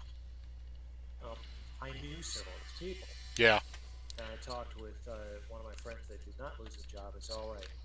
Not only do I want their resumes in my work box by Monday morning, I have yours as well, because I don't buy them in case, this is just the latest round in the series. The area is not clear.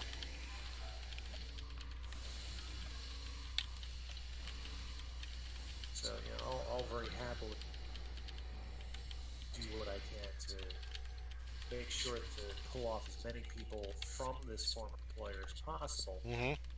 to where I'm at, just because they wronged me. And that's the environment that we live in right now, where if you want to dig, you're going to be able to dig, and if you want revenge, you're going to be able to find revenge. We're trying to make the world better, but at the same time, it's just become so much easier to vilify generally everybody and their uncle. It kind of stinks, but That's what it is. you deserve it. That's what it is. I mean, you get situations like what's his name, Kevin Spacey. Uh, Yeah. one of the best talents, one of the worst people. Then you get situations like James Gunn, who said something in the heat of the moment 10 years ago. He's sorry he said it, but you But know, because it's on the internet, it's forever. yep. And someone knee jerk reaction to it.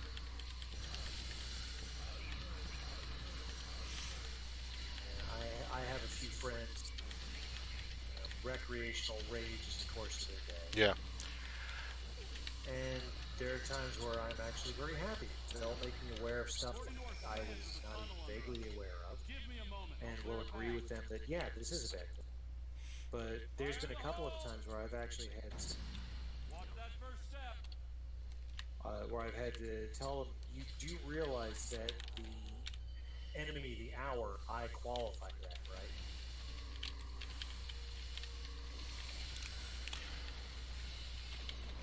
It's kind of impressive. Everybody's a bad guy. Oh yeah. But I mean, with the MCU, I think what they did with Thanos, his motivations, was brilliant. I don't know if you're at all familiar with the original Infinity Gauntlet and Infinity War and what his motivations were from the comic books. Yeah, he's in love with death. Death, yeah, literally the physical embodiment of death. He's in love with her. I forget whether it's Marvel's death, but one of them's actually pretty cool. But the whole concept that they brought up of the conservation population control concept, I think that is brilliant because It is. there's points you look at to go, but Thanos isn't entirely wrong. Yeah, yeah. One of my neighbors who comic geek out basis, he's about our age, and the very first thing that he said is, I'm finding it wonderful and yet painful these days when I go to these movies and enjoy these amazing good guy versus bad guy things, and the way it's written, the bad guys aren't wrong. It's not so much good versus evil anymore. It is a difference of opinion whether you think, the this is good or this is evil. It's actually open interpretation.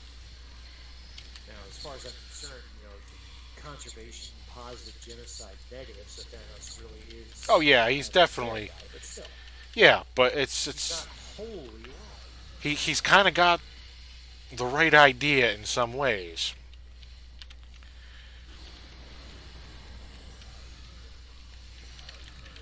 All right, so let's see. We've talked Star Trek, But and real quick, sticking with the MCU, yeah, my only problem with any character's portrayal, and it's not at all the casting or the actor themselves, is Hawkeye. really, Because having read the comics for so many years, Clinton Barton isn't that likable. Clinton Barton is a dick. yeah. He was close to the right portrayal in the original Thor movie, Mm-hmm. but after that they kind of lightened him up. And I get it. It's Joss Whedon did it. I get why. It's cool, but it's just funny. He's the only one that's the portrayal's a little bit off on. The others are so spot on. And dude, he's married to Velma. How can you go wrong there? Uh,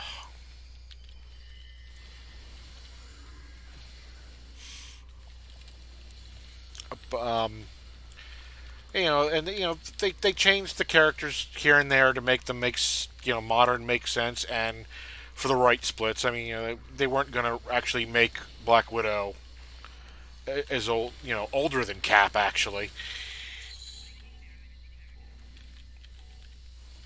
because for the 4 or 5 people that really would have understood it, it wasn't worth it for them.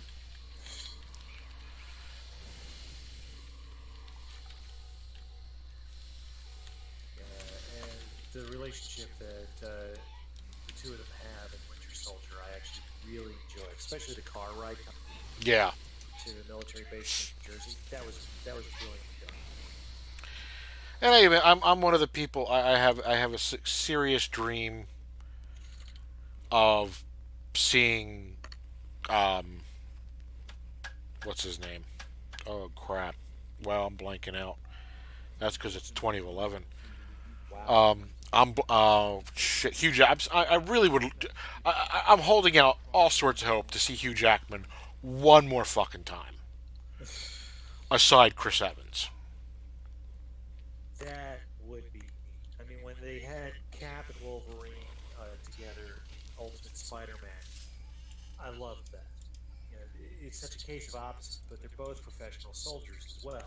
Yeah, So it worked out very, very well. Um, so yeah, we've discussed Star Trek, and by the way, there are 7 Star Trek projects going on right now. Discovery, Picard, a animated series, kids series, Star Trek Academy, and 2 others as well. Uh, damn. Now, this is the usual development stage of stuff, so more than likely 2/3 of them are going to buy the farm. Yeah. Um, Remember, technically, Worf is still in development. Uh, yeah. Um, but we've talked Star Trek, we've talked Star Wars. we've talked MCU. Let's address something I brought up at the beginning of the evening. Doctor Who. Yes, yes. Let's. I thought this season was probably the best in a very long time. I did as well. I was skeptical, and you knew I was skeptical about the gender change. Yeah, you thought it was a complete gimmick, just like Sulu's sexuality. Yep, I did. It was social justice warrior pandering. I believe those are your exact words. Those are my exact words.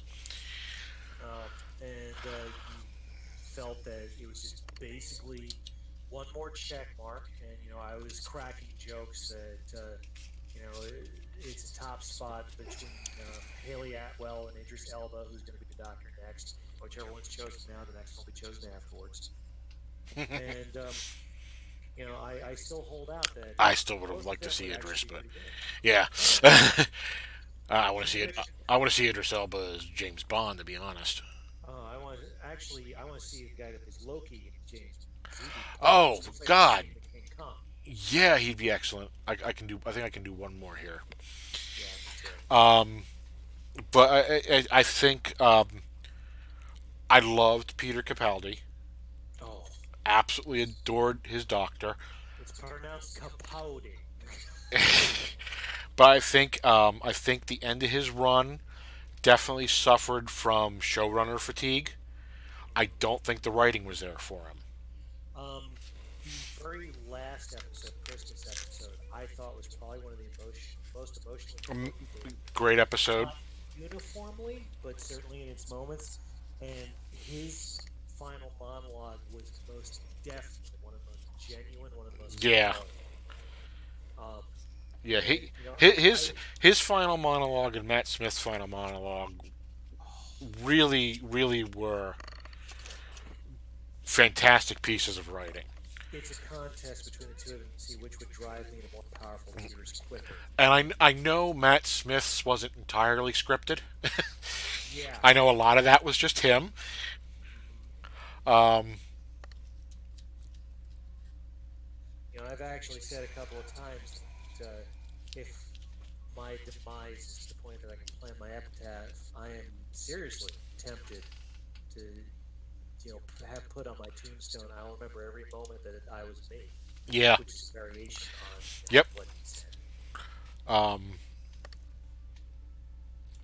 I liked I liked the dynamic at the end of Peter's year. I liked Bill. I liked Nardole. Yeah, And I thought the three of them made a great dynamic, and I thought that improved it. But some of the episodes were definitely dogs. hmm Um, yeah. The Sandman sleep in the eye monster one. oh If I God, ever yeah. see it again, I'll be happy. Um, And I think and beyond it being, I thought it was complete pandering. I did not like Missy. all right, that is another item we're Um, different. I loved Michelle Gomez. I did And I not like met Missy. Michelle Gomez at Gallifrey One. And in person, she is as intense as she is Oh, portrayed to be on screen. I don't doubt it. Much like the actress that plays Ohila, Claire Higgins, I think her name is, um, the head of the Sisterhood of Karn. Hmm. Both of those women have presence, and I mean like Yeah. serious. I was when they announced the Master was coming back at some point.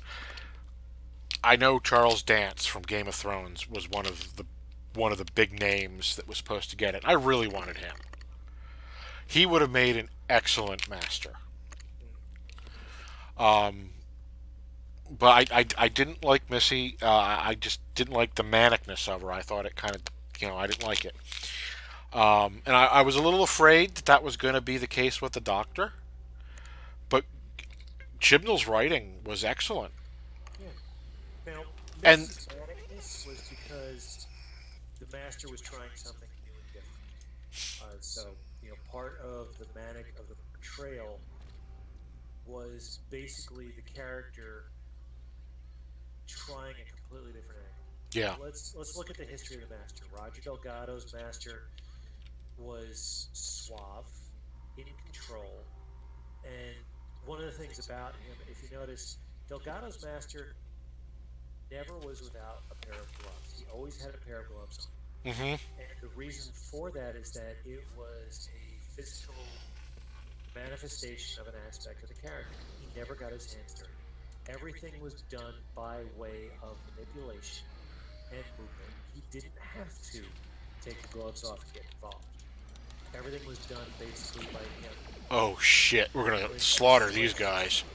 oh naughty. Um but then, you know, Delgado passes away. Unfortunately, due to a accident, his Jeep turned all, I believe he was filming something. And that was actually a hard blow to everybody on the cast, because Mm-hmm. Roger Delgado in person was actually well loved and a person. And Pertwee, you know, when Delgado passed, he said, you know, I will conclude my contract, but after that, I don't want to do this anymore. I enjoyed working with him so much, and now I feel I'm sorry. And you know that's one of the reasons why they got it. But then they realized he could marry Mr. Development and since he was a Time Lord, you know, they could recast him. But they wanted to give him that kind of scariness, so they went to the burnt, remnant mess of a master that pretty much almost anybody can play behind the costume. Right. And that actually made him scarier. Because once again, he's behind the scenes. He's no longer able to be suave, elegant, charming. He's now a horror show. He's Phantom of the Opera. And they were able to work that into the portrayal, and then they decide, you know, enough of this. Let's take a different angle with the master. We'll try and go back to scary. Cast Anthony, and they realized in early rehearsals that Ainley doesn't exactly do swap. He does nuts, so let's go with nuts. And they did, and it worked. You know, Anthony Ainley's master was frightening because he reveled in destruction. You weren't quite sure whether he wanted to rule the universe or blow it up to watch it burn. You know, there's an element of almost Heath Ledger Joker in there, in that, you know, some people just want to watch it burn. Right. Um, and he had that. You know, he had his plans, but almost all of his plans included well, if this fails by this point, I'm just going to hit the button on the bombs I've left in the foundation and enjoy watching the whole thing crumble. And then, you know, the series ended. They brought it back with my favorite doctor, especially after the big finish treatment. And they brought in Eric Roberts, who never watched Doctor Who and never heard of Doctor Who. And when given a good amount of materials to prepare for the role, ignored them and decided to play Eric Roberts' master. How about that? Yeah. You know, there's certain things that Eric Roberts does that I respect. There's a film that he did with F. Murray Abraham about fencing and obsession, and that film is still one of my favorites. But you know, it's the right people in the right role. So then we get to the current series, and you know, we get a beautiful reintroduction to Mr. One of the best actors of our lives, and he's basically there to set up the room and hand it over to John Sim. I like John Sim's master. I like I him. did too. Yeah, I would like to did. have seen more of Derek Jacobi, but Well, yeah. Go ahead. I did like Sims. Yeah. And you can get more of Derek Jacobi's master, as he is the war master in the Big Finish serials. A lot of people are basically saying that yes, there's a caliber of ability with his portrayal that should have been made for use of. Siege group already. You did say we were going to go through this, and so you know, John Sim's master was actually a beautiful combination of elements of all of the pursuit, with some original items thrown. His master was excellent because you had no idea whether it was a bid for control, a bid for obtaining something unique and impossible, which would enhance his bid for control, whether it was a vengeance motive to just destroy and reduce himself. That unpredictability that Frank Gorshin Riddler Yeah. really, really made the character without complaining. And then you get Missy, where, oh wow, first time I've blown up tonight. Too close to warp drive going up. Oh, she goes. Um, you know, Michelle Gomez in person has a wonderful energy to her. And what they did is they turned it on its ear. The whole idea of Michelle Gomez, uh, she is the dark Mary Poppins, quite literally. Yeah, that's a good way of describing her. Well, that's why they dressed her as such, and that's part of her portrayal. She's supposed to be essentially she has access to Time Lord abilities, Time Lord technologies. She has access to multiple advanced other technologies, multiple advanced techniques. But she is in this new form. This is the first time that the Master has regenerated female. So it's a whole new take on everything, much the same way that several of the previous incarnations of the Master were whole new takes. Hmm. The Burnt Master could no longer be suave and charming. So he had to have a whole new take, a whole new view, um, etc. So they ran with that, where they went for the dark and twisted Mary Poppins. And if you go back and you look at like the earliest moments of Missy, you realize that she's trying all stuff that in her previous incarnations she hasn't done because she can get away with it. Right. And that's a new element to the character of I'm doing this because I can get away with it. And one of the best examples of that is probably one of the best comedic moments in the new series, where Missy and Clara realize that they're on sorrow and they're walking, and they come up to this fissure in the ground, and Clara makes the mistake of wondering out loud how deep the fissure is. Boop. Thud. Oh, just a few meters deep. And just the way that scene is played, Missy's big thing is I'm getting away with stuff because now I can. Even in her last moment, where she and her previous incarnation have poisoned each other. Yeah. And one of the last things she says to me is, "By the way, the whole post-regeneration amnesia, I lied." She remembered everything, including this moment. So it hints to the fact that she prepared herself Right. for what was coming because she remembered herself in her previous incarnation doing exactly what happened. Oh, I liked her in the end. I did like her in the end. Thank you for saying that because I didn't know that. Um, I very much liked the character growth in the end, and Yes. Now, I'm glad you said that because one of the soapbox items that I don't get a chance to get on very often, something that I think you and I actually agree with, and very few people catch this. Now, I'm being arrogant in saying that, but a lot of people wrote off the 12th Doctor early because he was too alien, too abrasive. Someone actually wrote, and this person was actually an expert on spectrum-related autism. mm-hmm. Excuse me, on spectrum and items related to autism is what I Mm-hmm. should. But Yeah, no, I know exactly. Yep, yep.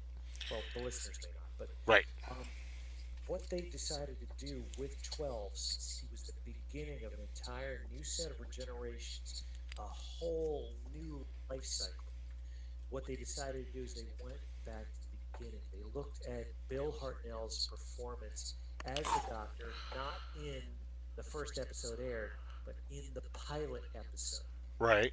when he was played alien, detached, vicious. And what they decided to do with that was, you have this warm, incredibly human, incredibly engaging. Everybody loves him, Matt Smith, Doctor. If we have any elements in common with that, people are immediately going to do what they always do on social media and claim the 12th Doctor is a rewrite ripoff of the 11th.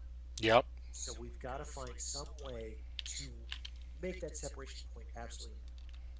So they looked into how to render the character bereft of exactly what made Matt Smith's character. And Matt Smith's character was his doctor was more human than we were. He was more keyed in. He could look at a person and see their humanity and see it reflected within himself. That Hmm. wonderful spark that, made the doctor fall in love with all of us. Why we're his favorite species. Matt Smith was the most of that element. So they stripped that element. They actually did some research, looked into psychological issues and psychological trauma that would render a person bereft of that element of oneness that we have, our humanity with each other. And they made this doctor still wanting to help, but in this case, it was no longer to help the people, it was to solve the problem suffering. Hmm.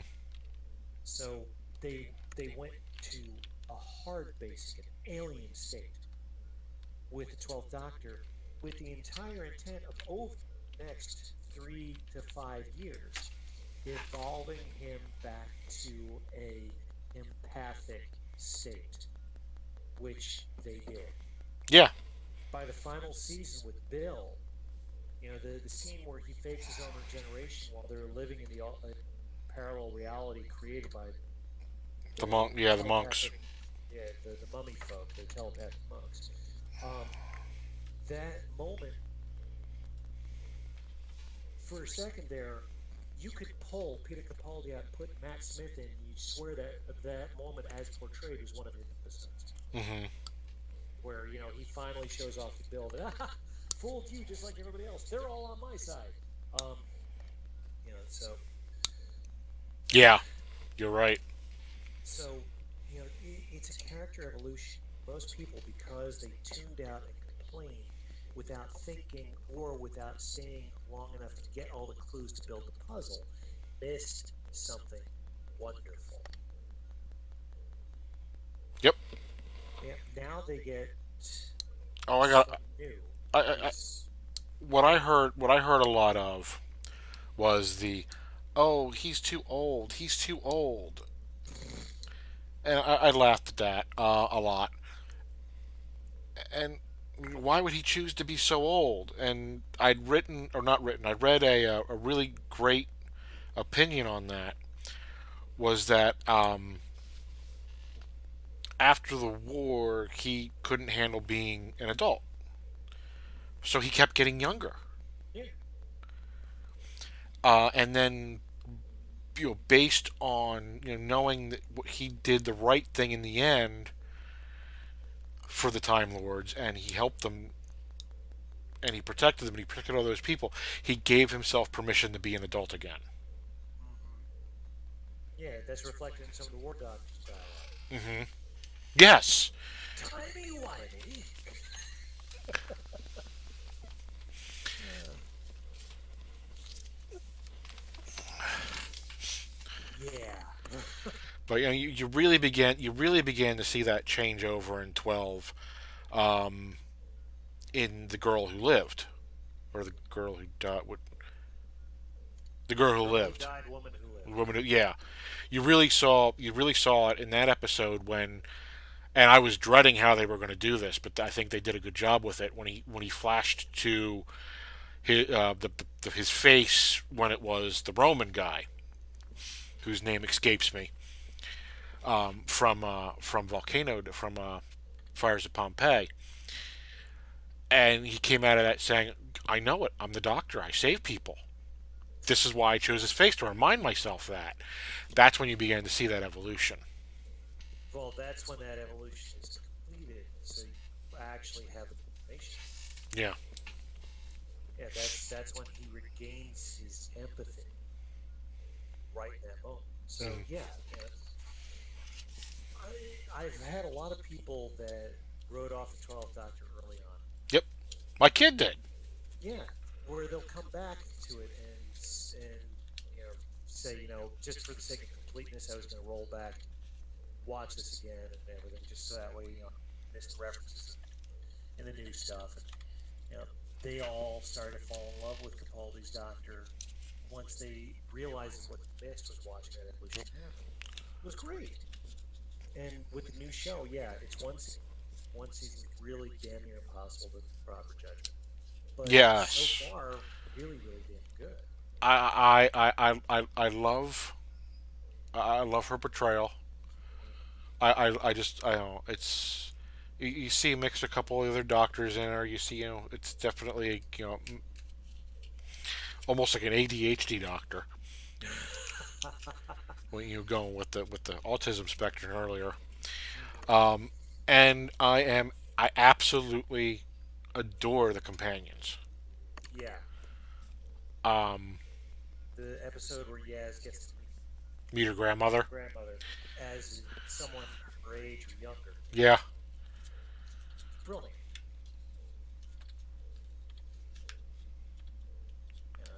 Yeah, the relationship evolution between the two male companions, uh, yeah, partners, friends, hangers on, and family. family. um, that, as much as it could have been contrived and prepackaged, that worked.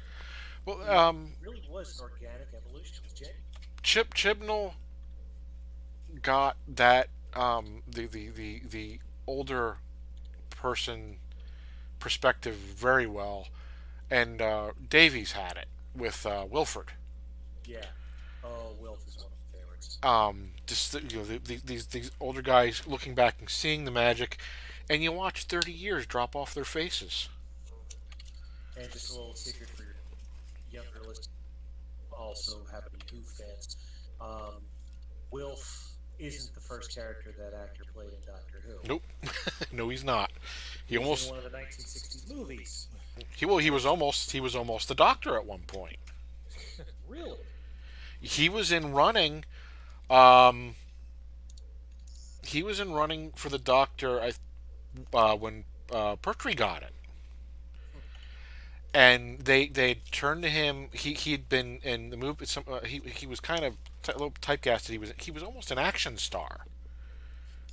Cribbins, and they said to him, we love your stuff, but the doctor's not an action star. So he said, okay, whatever. And then up comes the premiere with the jiu-jitsu, and he goes, oh, the doctor's not a freaking action star, is he?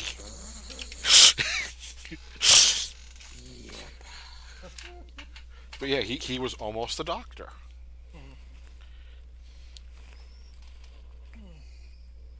I would love to see more of him. A revisit just to Wilf. I would have really liked to have seen him with Matt Smith.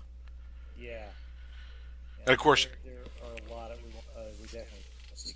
with Jodie, I I really I would get a kick out of seeing Alex Kingston, even though River Oh, Stories. I really do consider River Stories over, but I would love to see Alex Kingston, and I would really, really love to see John Barrowman. God, that would be priceless. So I wouldn't mind seeing Martha and Mickey again. Yeah, especially as a married couple. I would Yeah, love to see them as a married couple and parents. Um, how, as you and I both attest, becoming a parent really, really changes the way things work. but and of course the big one, and I've been saying this to you for years, is I would like to see a revisit of Susan. Oh God, yes. And Carol Ann Ford has said, "Oh, she wants to return to the role on the show, Yeah, not just for a paycheck, but for she's so old, she's physically disabled and can't do it anymore. She wants to return to the show." yeah. So Just something. I really thought we were going to get it.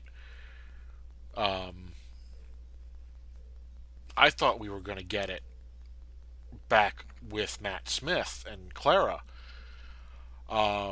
There were things during that last episode, during his last Christmas episode. Some of the things Clara's Graham said made me look at her funny, going, "Well, it doesn't entirely make sense because she dropped Susan in the future, but the way she's talking, it almost sounds like she's Susan." Uh huh.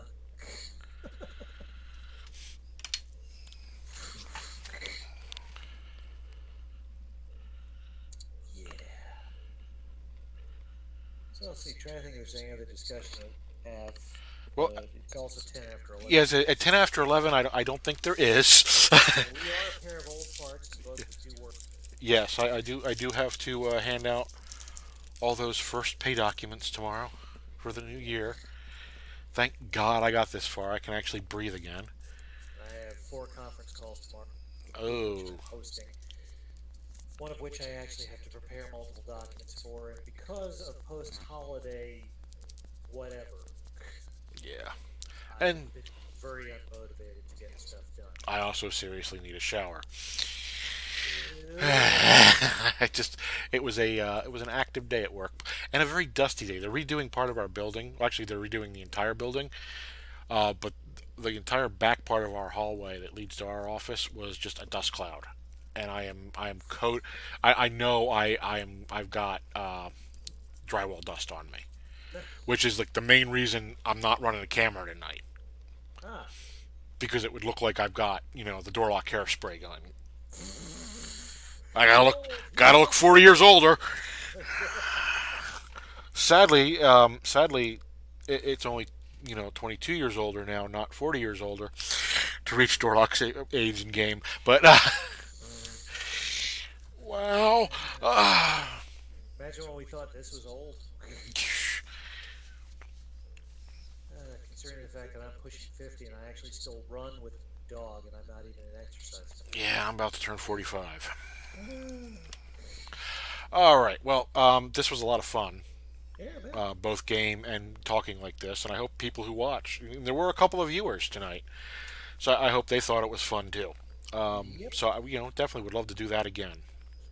In the immortal words of one of the it was sure nice talking to you. Yep, absolutely.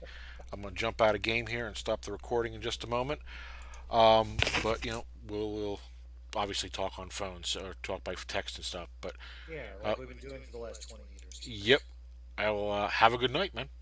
You too, buddy. All Bye right, bye. bye.